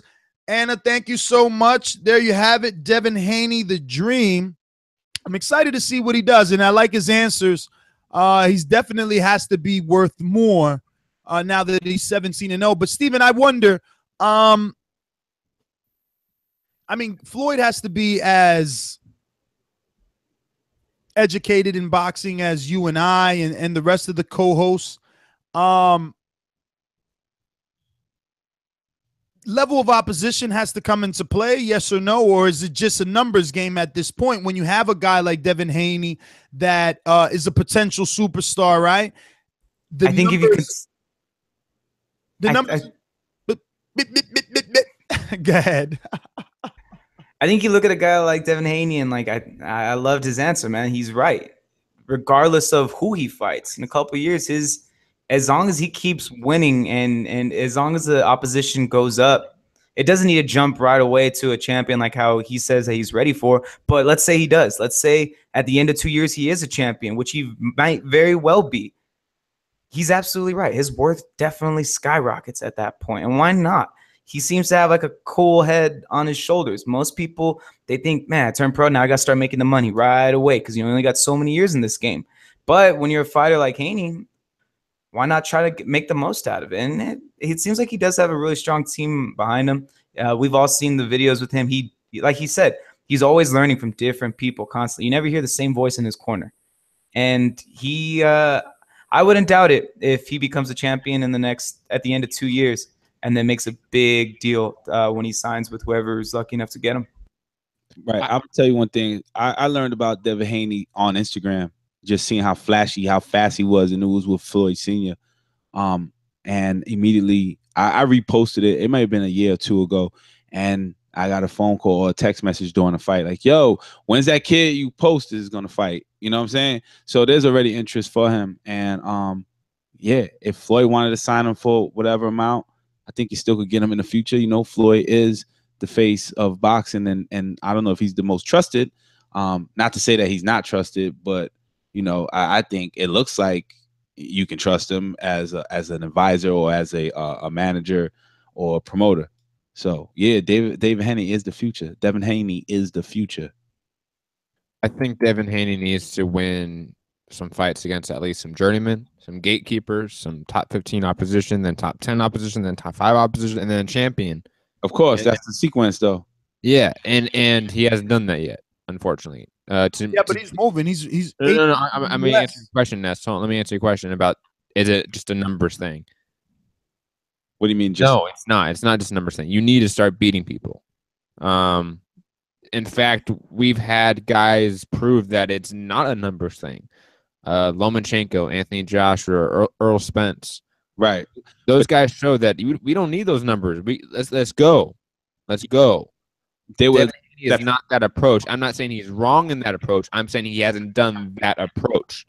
I want him to fight some guys first. And they could be barometers. They could be like Argenis Mendez or Diego Madaleno. They could be guys like that are barometers that I just wanted to see him fight for me to go, okay, he passes the eye test because he's beat these gatekeepers, these journeymen. Right, but doesn't have those on his resume. Stylistically, do you say he beats those people if they were to match up? Because yes, but I still want to see it. Would you predict it though?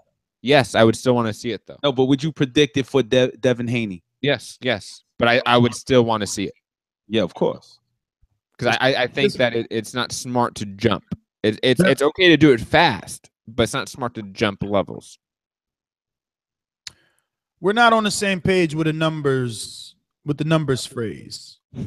You took it a different way. What I mean, number of fights. Yes, but my intentions were different with it, and I'll explain. It was more in a Canelo-like manner. Is it a numbers thing where the general public, the casual fan, sees 17-0, and the promoter can capitalize off that? You know, where, and again, keep in mind his age. He's only 18. So we're not going to put him in the ring with any of the guys that Matt is talking about because hold on a minute, Matt. You don't think of Mendez or Madaleno as possible? Hold on a minute. Canelo didn't start getting in the ring with names that we knew till he was like 30-0, you know? And Canelo didn't have any amateur background. He turned pro, I think, at 15. Mm-hmm. But Haney turned pro at 15 as well, something like that. That's why he went to Mexico to turn pro. You know, he was a declarated amateur, but he wanted to turn pro. So he's going to get a lot of these type of fights, Matt, before he gets any of those that you're asking for. But he's still moving up the rankings slowly, and he'll get those fights soon enough. He's already at number 18 in the U.S. and hold on. 7 in the world. What fights am I asking for that you think are unrealistic? Veterans, journeymen, former champions. You don't think Argenis Mendez is realistic at this point? No. Really? Very soon for him.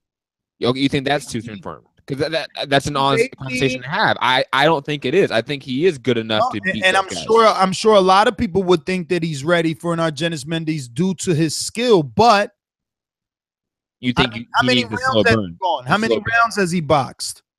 Ooh, hold on. You know, he's got 69 rounds in. You know, you don't know if he's ready for a guy that durable yet. And then you can't risk him going 10 rounds, looking bad, getting tired. You know, how many 6-rounders has he had? How many 8-rounders has he had? But we've seen guys defy those numbers. We've seen guys recently. We have, but Lomachenko is different. I'm not talking about Loma. We don't even need to bring him up. Earl Spence, Anthony Joshua, those guys were world champions by 15, 16 fights. Earl Spence is different. Earl Spence went to the Olympics. Haney did not. Earl Spence is a man. Haney is not. But Errol Spence is like 27 years old. True, but I'm also not saying that Devin Haney should fight for a title. I'm saying that he should fight a journeyman. Look, I mean, I'm not trying to make it an argument. I'm just saying that I think he's on the appropriate pace, especially for an 18-year-old kid.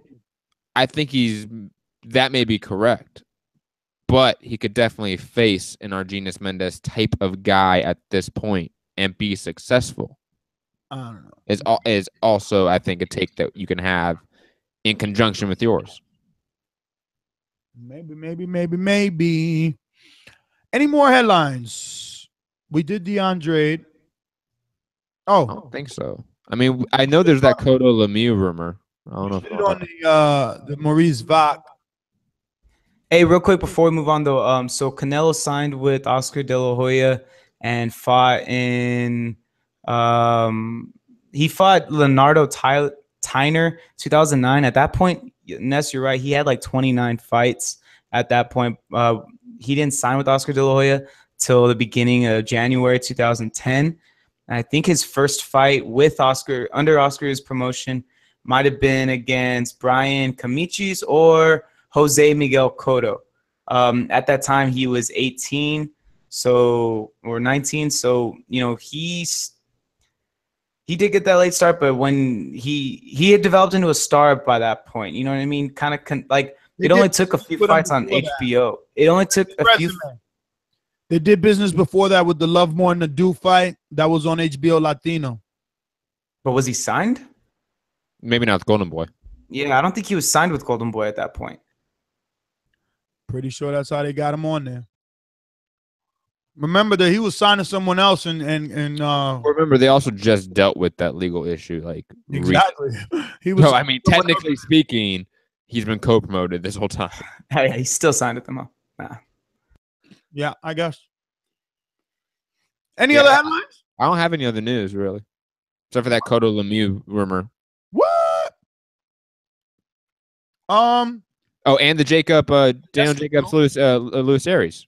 So much. Yeah, evidently that fight's legitimately happening. That Luis not Aries. official. It's not official yet.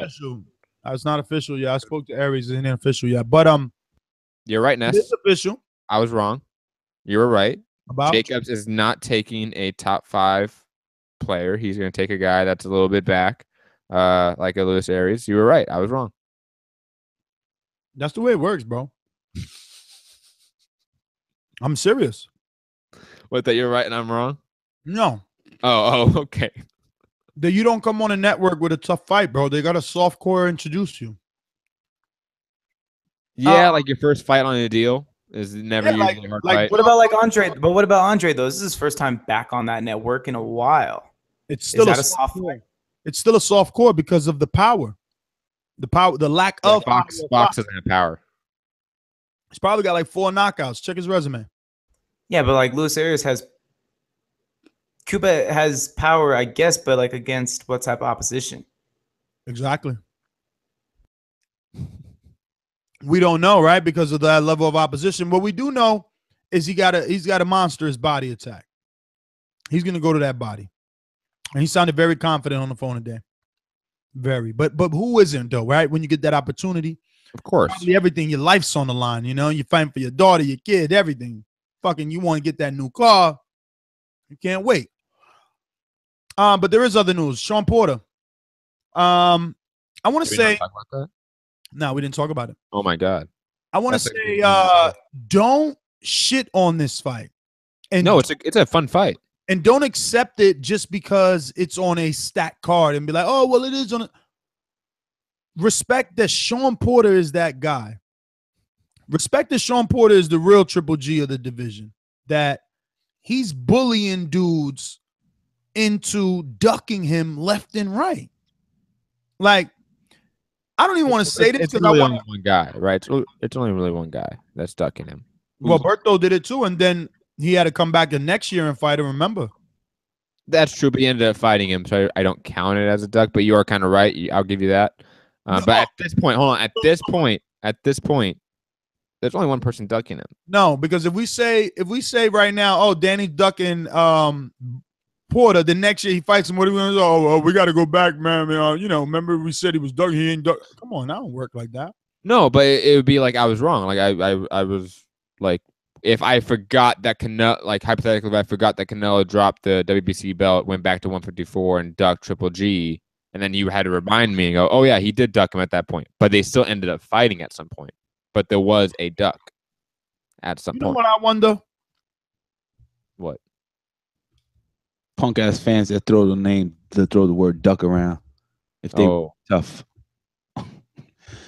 No, when you have somebody calling you out, no, I wonder on the public forum, and you don't take the fight, that is a duck. That is the exact definition of ducking. What's going on behind the scenes? Porter ain't know what's going on, but Shawn Porter did an Instagram. The rumors is fucking Bam Bam Rios versus Danny Garcia. That fight is bullshit. Come on, man. Like, he loves that fight. Puerto Rico versus Mexico. He loves it. There might be a lot of shit talking on that fight. That'll spill. But it's a pointless fight. It's a pointless fight. When we should just have Porter versus Danny. That should just be the fight. We should, but that might be too tough of a fight for both of them. Why? Why? They just got off wars. Danny didn't get off a war.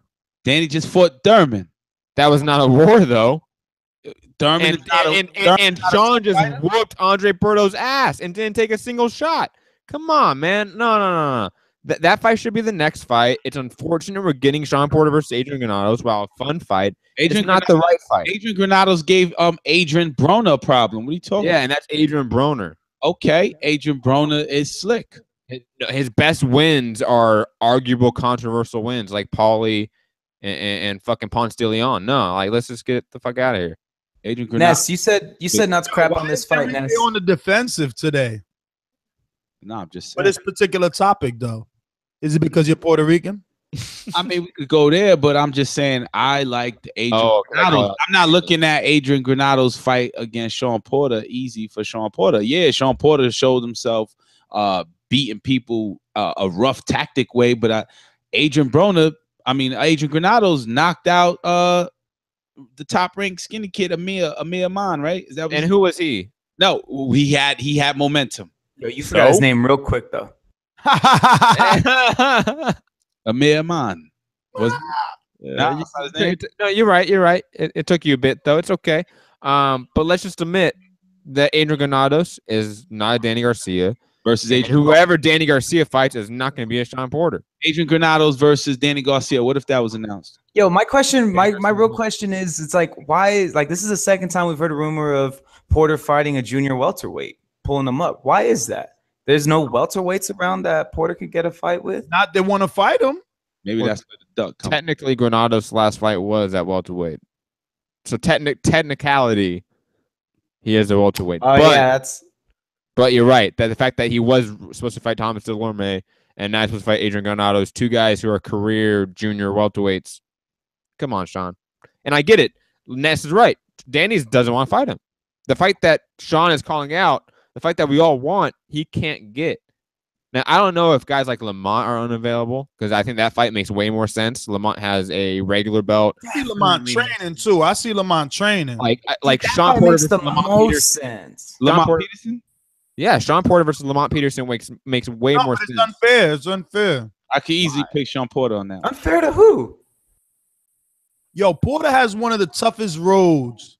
He has to fight all the tough guys, and then the money guys don't want to give him a fight. That's a point. Yep. Now, in terms of him fighting Granados, ain't nobody signing up to fight him. But my question to you guys is, why he not calling out Earl Spence? I'm sure Earl Spence needs a fight and will take his fight. I'm sure he doesn't see Earl Spence as a big enough payday. No. You make money fighting Danny. You make money fighting Nacho Thurman. No way.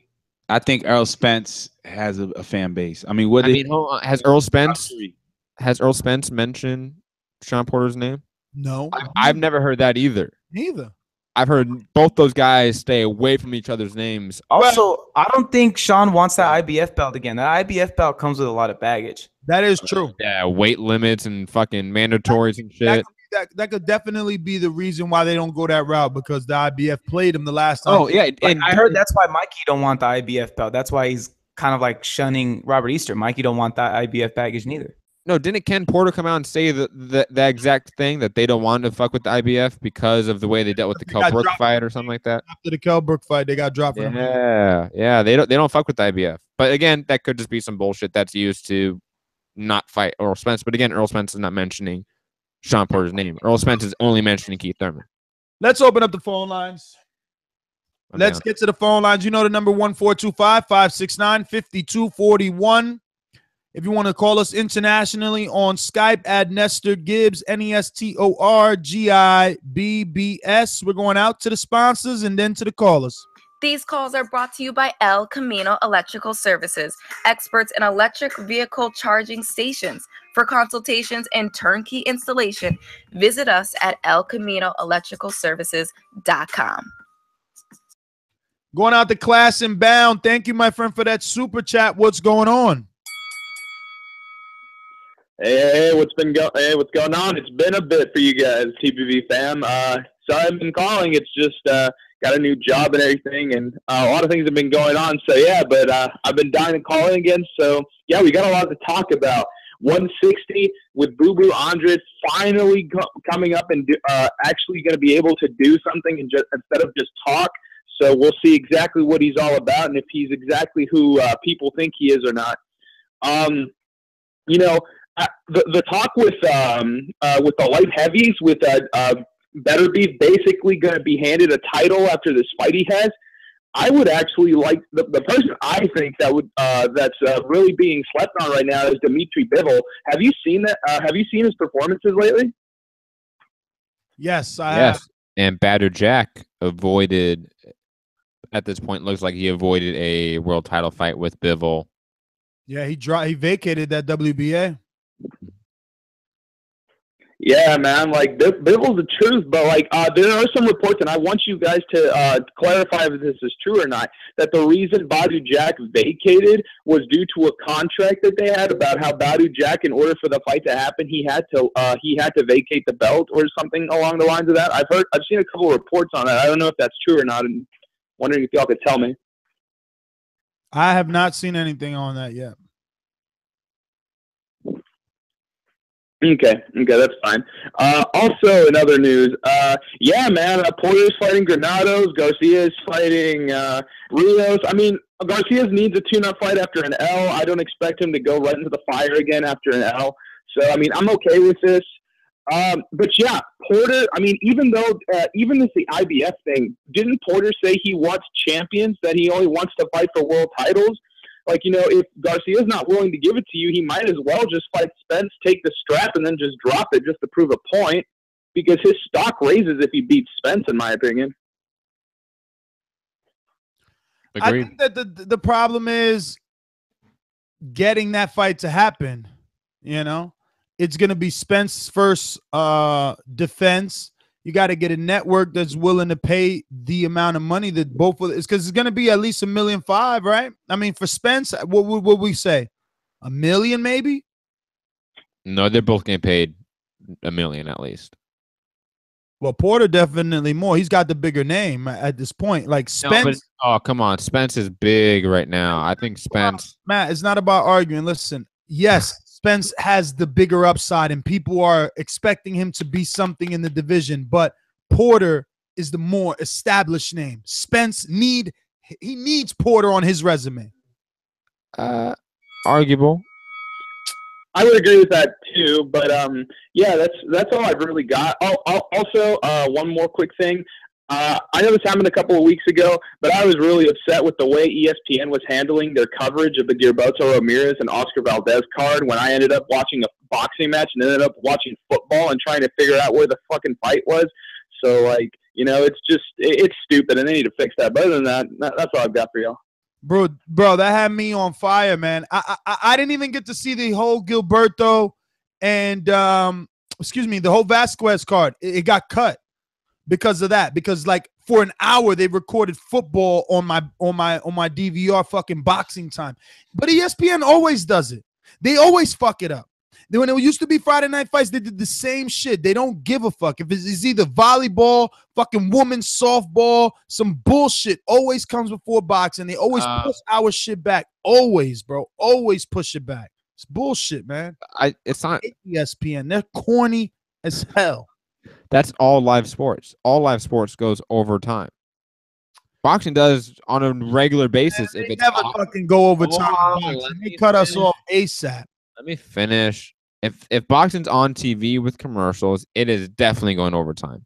It is definitely going overtime. Come on, man. Like, how many times do you have to set the extra 30 minutes to record when you leave the house? Because you know if you don't, you're going to have the last 4 rounds cut off. Nah, that's sometimes because it's the telecast starts late because of another fight that laid over into the boxing coverage. No. But that happens with all sporting events. All sporting events run overtime. Therefore, you should assume that. I mean, if you want TV like ESPN, CBS, NBC to cover boxing, to have this, expect this. It's going to happen. They're going to tell you at the bottom in the ticker, say, go here to watch the fights while this is still running. That will always happen when we have sports all day, every day. Yeah, well, they're ass. They always fuck it up. Let's get on to Hey, hold on. No. Dude, you got to let me interrupt you sometimes. You never give me the opportunity to interrupt you. We got a ringer on the line. When you know what we need to do, we need to make a ringer soundbite. But this ringer that we got on right now has his own soundbite. This is my boy Info Joe. Oh, yes, Info Joe. Hello. It's Info Joe. Tell the truth, Joe. Tell the truth. This portion of the show we call In the It's Know, Info Joe. presented by my brother. Tell the truth, Joe. Tell the truth. Back up in the Heezy, baby. Yo, what up, Steven? What up, Ness? What up, Matt? What up, Doomsday? What up, Casual Fan? Yo, let me burn. Hey, let me show y'all how it's done when you pick a fight on Thursday. Yo, Ness, give me that crow for Jesse Hart.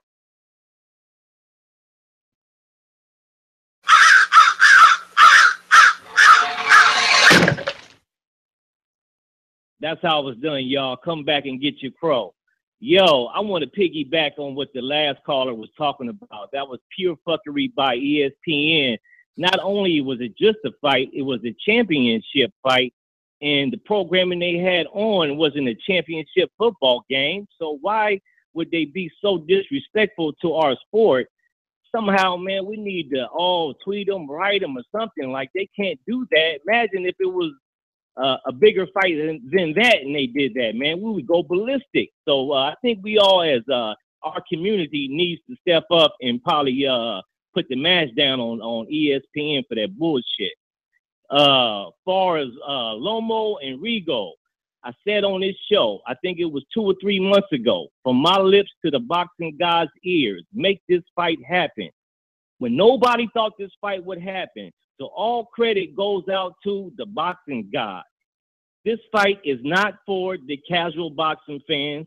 They won't be able to appreciate the beauty of the sweet science, so it won't sell. It won't do big numbers, but I really don't give a fuck.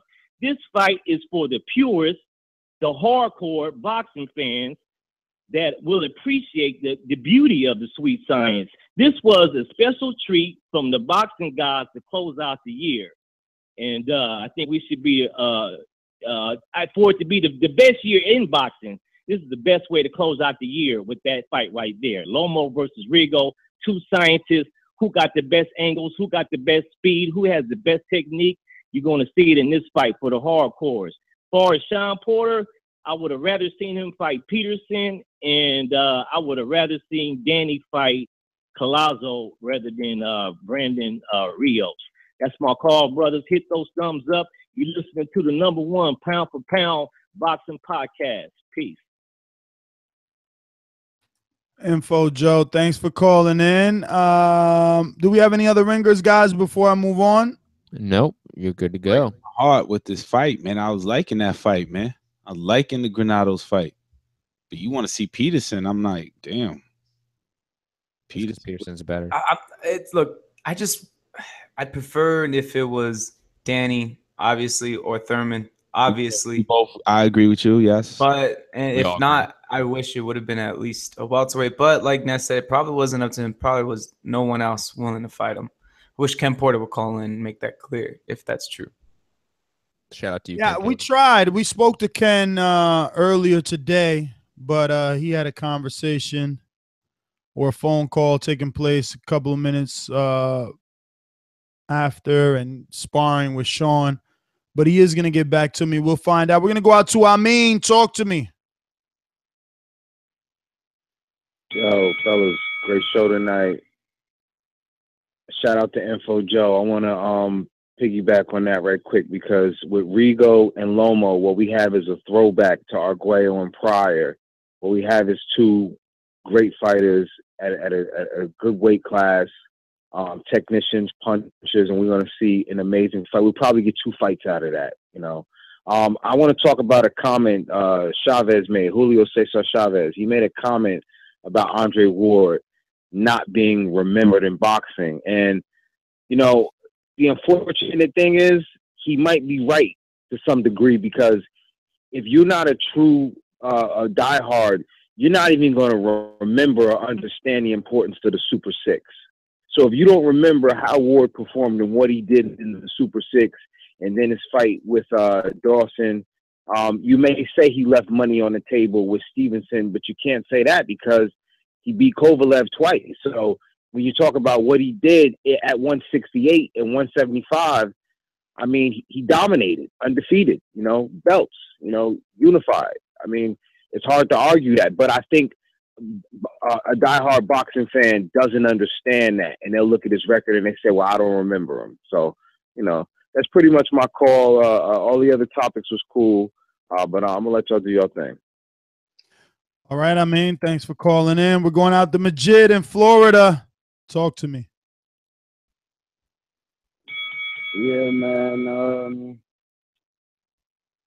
Shit, I wasn't even ready, man. I'm just sitting here listening to everybody. I ain't ready right now. We'll come back if you got time. All right, Majid, no problem. We're going to go out to some alumni.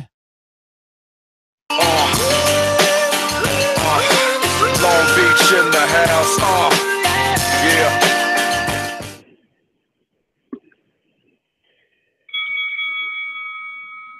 Yeah, man. Casual, was good to hear you back. Putting that swagoo back in the sauce. Andre Ward always just simply, for me personally, be remembered as Apollo Creed's revenge. That's all I really got on that part. It was just Apollo's revenge. And then as far as Rigo and Lomo, here's my thing, guys. So we always point a dude out and say, I bet you won't fight this guy. He's calling him out. He's ducking him. And then every now and again, that guy will fight that guy, and then he kicks his ass. So I just want to make sure that Rigo is the guy that we're going to use as Loma's validation fight. Simply for the fact that this is an older dude coming up 2 weight classes to fight a wizard. So I'm just saying, I'm hoping we picking the right guy to say, this is what's going to validate you, Lomachenko. As far as the numbers on Canelo and Golovkin, I'm disappointed personally. Now, everybody can kind of volley back and forth with why you should or should not be disappointed in the numbers. The reason I am is because this was our 2 best. So this, to me, in theory, is saying this is the best we can get right now out of boxing is 1.3 million without no gimmicks, no hoax, just our 2 best fighters. The best we got is 1.3 right now. And, you know, I would have bet money this thing was going to do over 1.5. But I also think we're spoiled by the Mayweather-Pacquiao era. And then there's also a theory I've thrown around over the years, and it's the reason Mayweather's, you know, you put Mayweather against either one of these guys, and the thing does 2 million. So it's an interesting dynamic. And you know, that disappointed me personally. I'm personally still excited for about 5 more fights on the schedule. That's amazing at this point of the year, man. And if we talking boxing gods, we must have done something right. Because what we've done right, I don't know. Maybe we sat through and we went through all those marination, quote unquote, times when marination was always thrown around, and now we getting blessed for enduring that bullshit. But glad to get on, Cash. Glad to hear you back. JP, Thanks for calling in. Yeah, we paid for those $100 pay-per-views. That's what we did right. Now we're finally getting something back. Larry, San Francisco. Hey, big ups to the Boxing Voice. Appreciate y'all keeping me company in this Bay Area traffic. I actually am rarely in it, but today was one of those unfortunate exceptions. But good to have y'all on here. Hey, I was quite impressed with Devin Haney. I hadn't heard him speak before or interviewed or anything, but it seemed like he had a solid head on his shoulders. I know he's got a solid, fast pair of hands, so I hope he stays on the straight and narrow, makes good character plays, and lets that talent, take him into those places that he's saying he wants to be at, because he has the potential to get there. In terms of the pay-per-view numbers, man, to be honest with you, I have no idea who's got the right numbers anymore. One side reports this number, the other side says, no, you lying, it's this number over here. I'm really not sure what to expect. I got a steak dinner bet with somebody on Twitter that Mayweather-McGregor wouldn't break the Maypac record. And at first he was tweeting, man, it was did 6.5, woo, woo, woo, and now it's maybe it did 4.2 or 3.2. So it's hard to tell. But at the end of the day, the Canelo Triple G, I think it was a good number, especially following Mayweather-McGregor. You have to assume that it lost some buys to that. It was a good fight, a good showing on the pay-per-view side, and the rematch will definitely do more. Y'all have a great rest of y'all nights. I'm out. Where you stuck at, Larry? What freeway? You on 280? I just got off the 880 over in Hayward. Oh, so you're coming from across the East Bay. Yeah, I went South Bay up to East. My mom's retiring tonight. She got a big celebration, so I'm heading there right now. I'll catch y'all later. Congratulations. Talk to you later. Yo, nobody cares about the Bay. Come on. NorCal sucks. What you don't know is everybody cares about the Bay. Let's go to San Diego. Abraham, what up? What up, man? How's it going? It's going good, brother.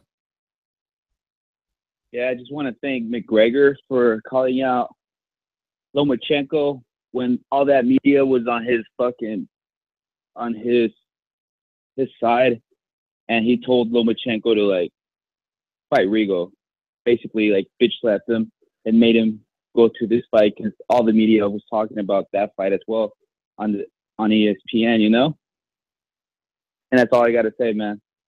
And about the Canelo versus Triple G, well, I'm pretty sure it did like 1.5, 1.6. Nothing too crazy, but still, it's good for boxing, right? Yes, sir. I think so. Well, all right, Abe. Thanks for calling in, my friend. We're going out to the 904-598. First-time caller. Yeah, what's going on? What's up, brother?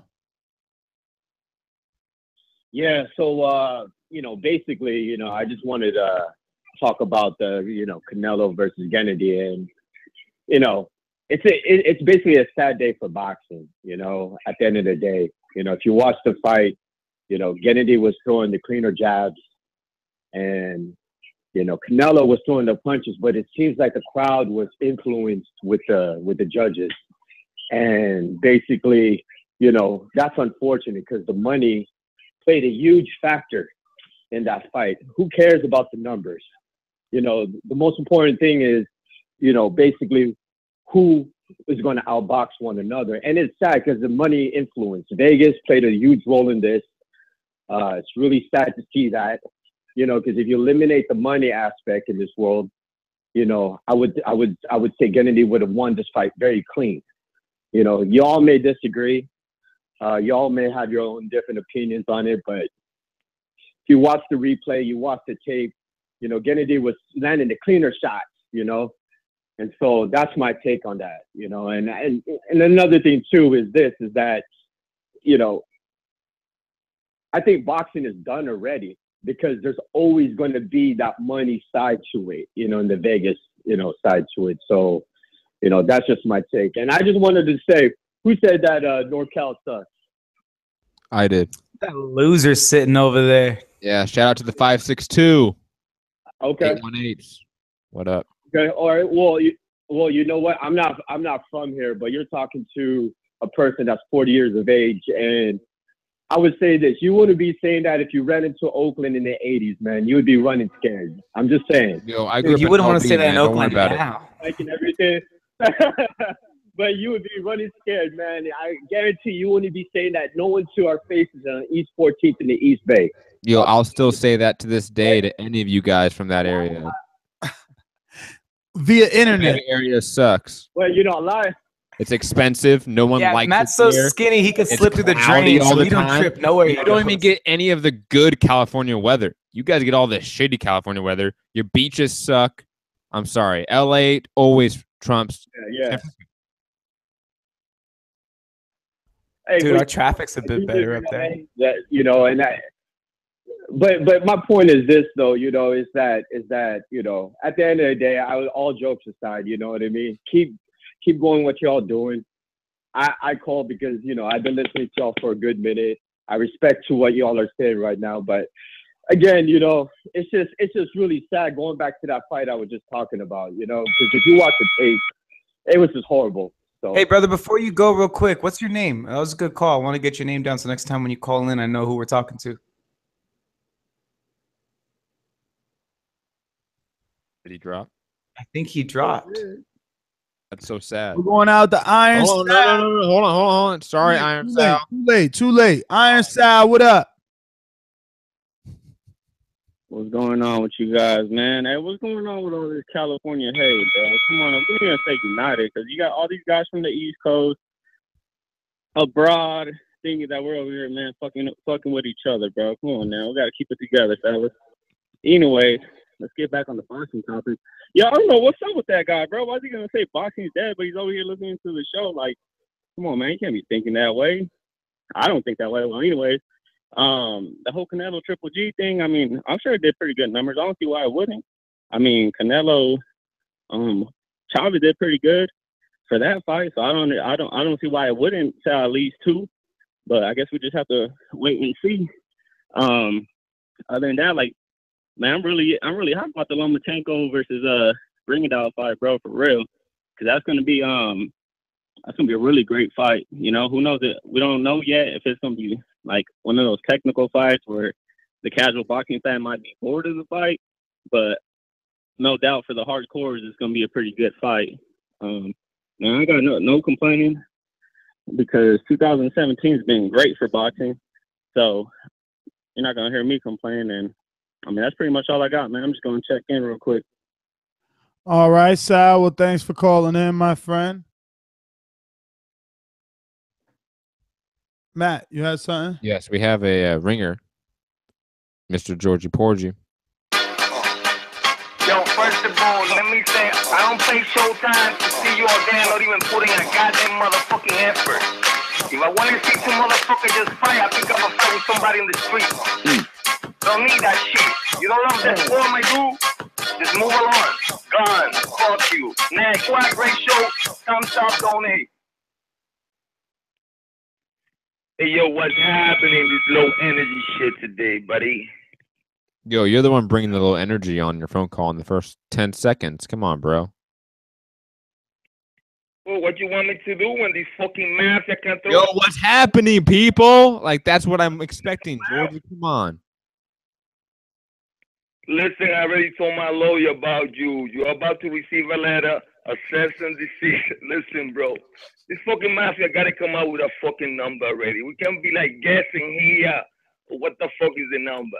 And next time somebody on TVB say that AJ can pack 90,000 fucking heads when the fucking stadium only holds 75,000, somebody got to do the math around this bitch. We got to come out with straight up facts. We can't be putting shit out there that is not really, you know, clear. The fuck's up with that shit? Only thing that ain't clear is everything the fuck you saying. Yeah, I didn't understand a single point of that. Listen, bro. Listen and learn something. Marbles buddy. in his Listen mouth. And learn something. Listen.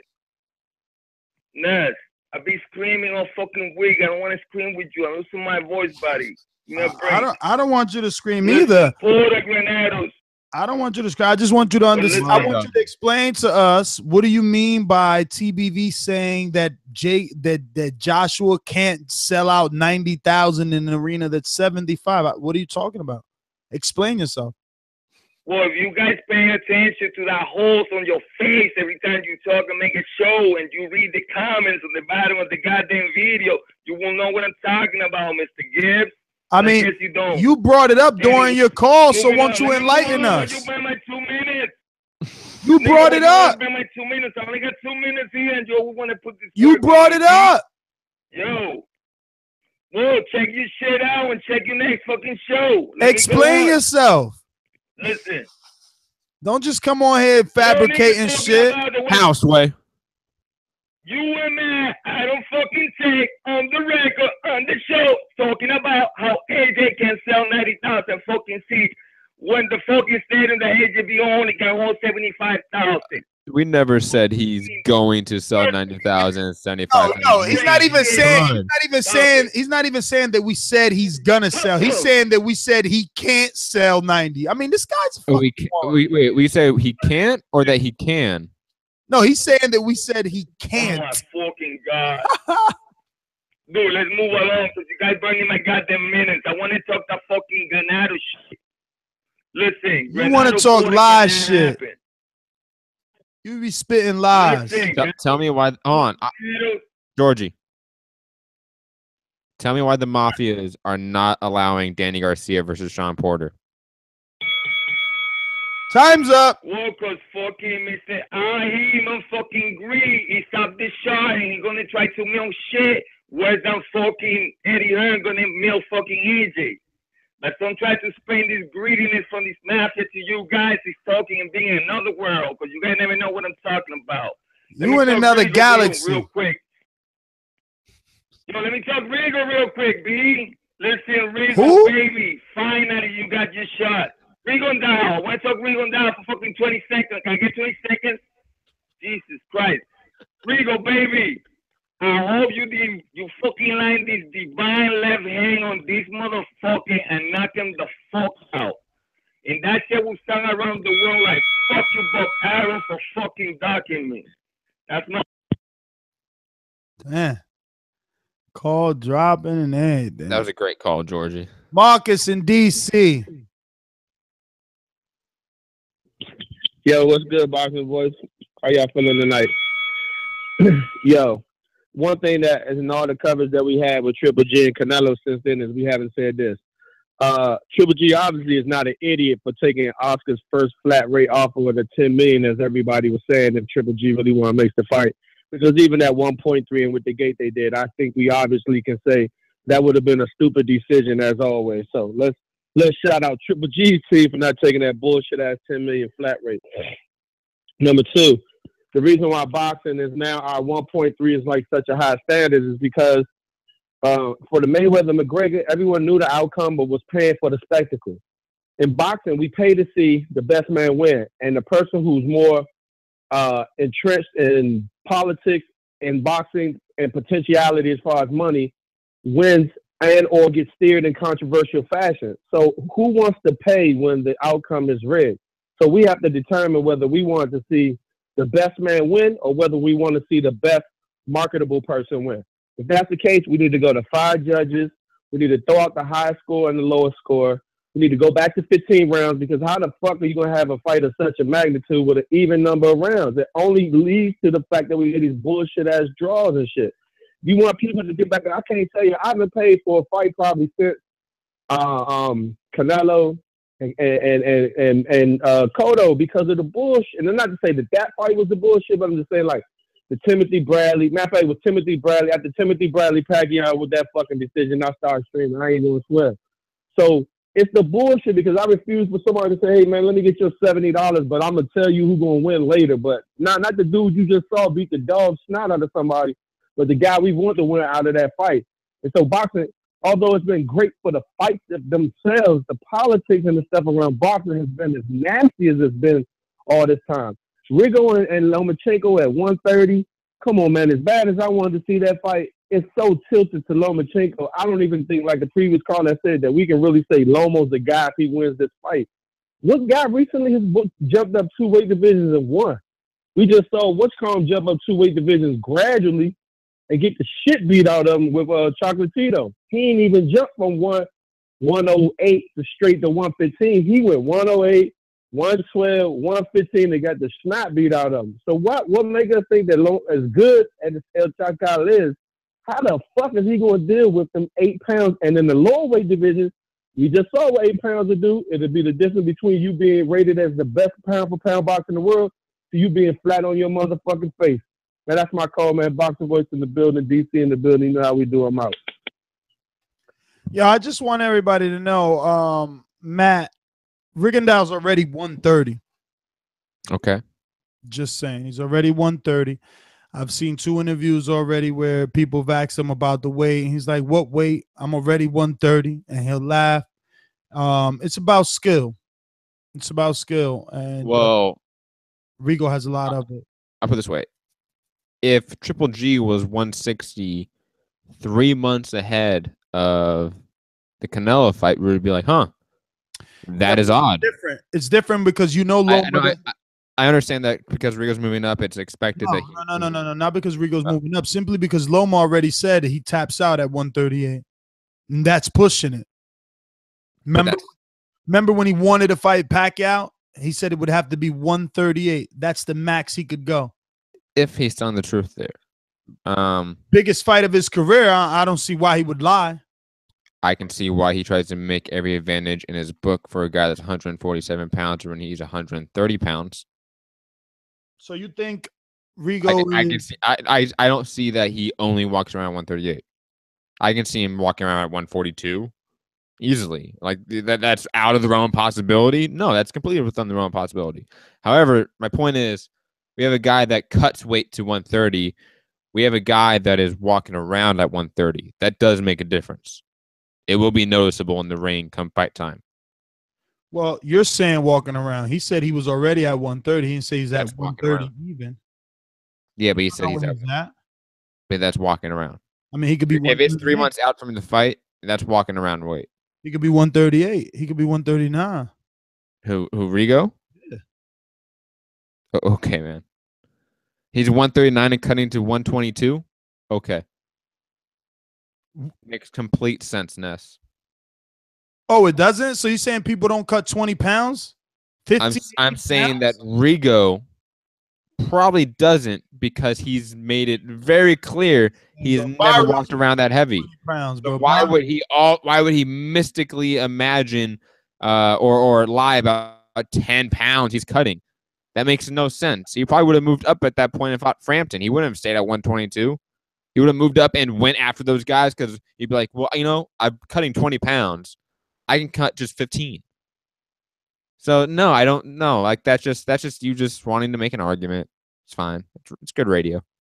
I'm just saying, you know, guys cut 20 pounds, bro. Do you honestly think that Rigo is 139 walking around? I don't know what he is. No. Honest opinion. You don't have to tell me what you know. We don't have facts. What do you think? It's opinion. It's all what your mind believes. I can tell you one time I interviewed him and he said he was 122 for a 122-pound fight. And it was a long time. You know, it was the press conference. Mm-hmm. So he still had 8 weeks to go. So that's just how he does. It's just how he does. But anyway. We're gonna go out to these phone lines. Let's go to Jose, Bobby, Aram. There was a lot more there, but then I finally realized who this was and that Matt was making. Popping all this champagne, popping all this rosé, getting money like Jose, chain cold, Norway. Shorty wants that foreplay. I'm like, no way, gotta rock like Coldplay, killing it. Eating cheese like Green Bay, call me Aaron Rodgers. Hopped out that Dodger, dodging them coppers. My boy got them choppers. Jose. Yo, Ness, man, this is what happens, man. You let Georgie call, he gets you all pissed off, and you take it out on poor Matt. That's not nice, man. That's not nice. Next time Georgie calls, you should just hang up on his ass, man. That's what's bad about boxing, man. Fans like that are just a terrible demonstration of what boxing fans are all about, man. That's just my take on it. Anyway, I kind of wanted to go a little bit different direction here, man. I just want talking about ratings and talking about, like, you know, pay-per-views and stuff. I just want to point out the fact that I think HBO totally fucked up by dropping Mayweather when they did, man. Think of how much better off they would be right now if if they would have kept Mayweather. Think of how many hundreds of millions of dollars that boxing budget lost. They definitely made a bad decision. And I don't know if Canelo's going to have a dancing partner to make HBO be big again, man. So I don't know, man. Like I was saying, like I think Canelo should come down and wait. Like at 160, there's just no one there that's gonna be a name that's gonna challenge him, right? So, I mean, we could say what we want, but 147's always been the sexy division, man, for at least for the last 20 years, right? So, I don't know what's gonna happen, but that's my take on that. As per Rigo and Lomachenko, I think you guys are just making a bigger deal than it is about the weight, man. At the end of the day, it's two great fighters, and we'll see what happens, man. I mean, ultimately, there's always going to be different challenges in every fight, in every matchup, and this is one of those where Rigondeaux has to deal with weight. He's obviously at a disadvantage, but he's also the less popular fighter. So you got to give up stuff if you want to get the recognition and the shine that you want. In this case, he's got to give up the weight advantage. So the cards are stacked against him, but if he can make it happen and do it, then he's accomplished what you guys at least have thought for years, that he's truly one of the best boxers in the world, right? For me, for instance, I don't really care too much about Rigondeaux, man. I don't like him. I don't like watching him. I don't really care. This is the only fight that intrigues me for Rigondeaux. I've never been a fan of his, right? So this is what he's got to do. Even people that watch boxing like myself, there's a huge portion of people like me that don't like him, right? So it's true that it's haters, but it's people that invest heavily in boxing that love the sport. So he's got to do it. If he goes and beats Lomachenko, then we all eat some collective crow, right? So I'm hoping for a good match. And again, this just proves again 2017 has been the greatest year in boxing. And all these boxing haters that said boxing was going to die, the same people that call into the show all the time. Now look at 2017. Look how amazing it is. There's still 3 or 4 amazing fights to go, and next year is going to be bigger and better, man. So be happy, you bitter motherfuckers. That's it. I'm out. All right, Jose. Man, I forgot about my favorite Australian, man. I'm sorry to keep you on hold like that. Oh, my God, Alex? Oh, there's a king croc right there. This croc has enough power in his jaws to rip my head right off. Can he get in the 6th round? Gennady Golovkin Productions. You're going to be the legend to become a legend. Honestly, I'm beautiful. You're going to be the legend to become a legend. Hey everyone, long time no speak. Man, I've only called him twice and God knows how long, man. I need my therapy sessions back with flat out holidays, work, all this kind of stuff. But I think I'm back now finally. But I'll quickly skim through the topics. And as well, Ness, by the way, you've got a serial stalker on your hands. I'll say that, to say the least. Straight up on Twitter. I think you all know who I'm talking about. This bloke will not let you go. But I don't know what you can do about that problem, mate. But anyway,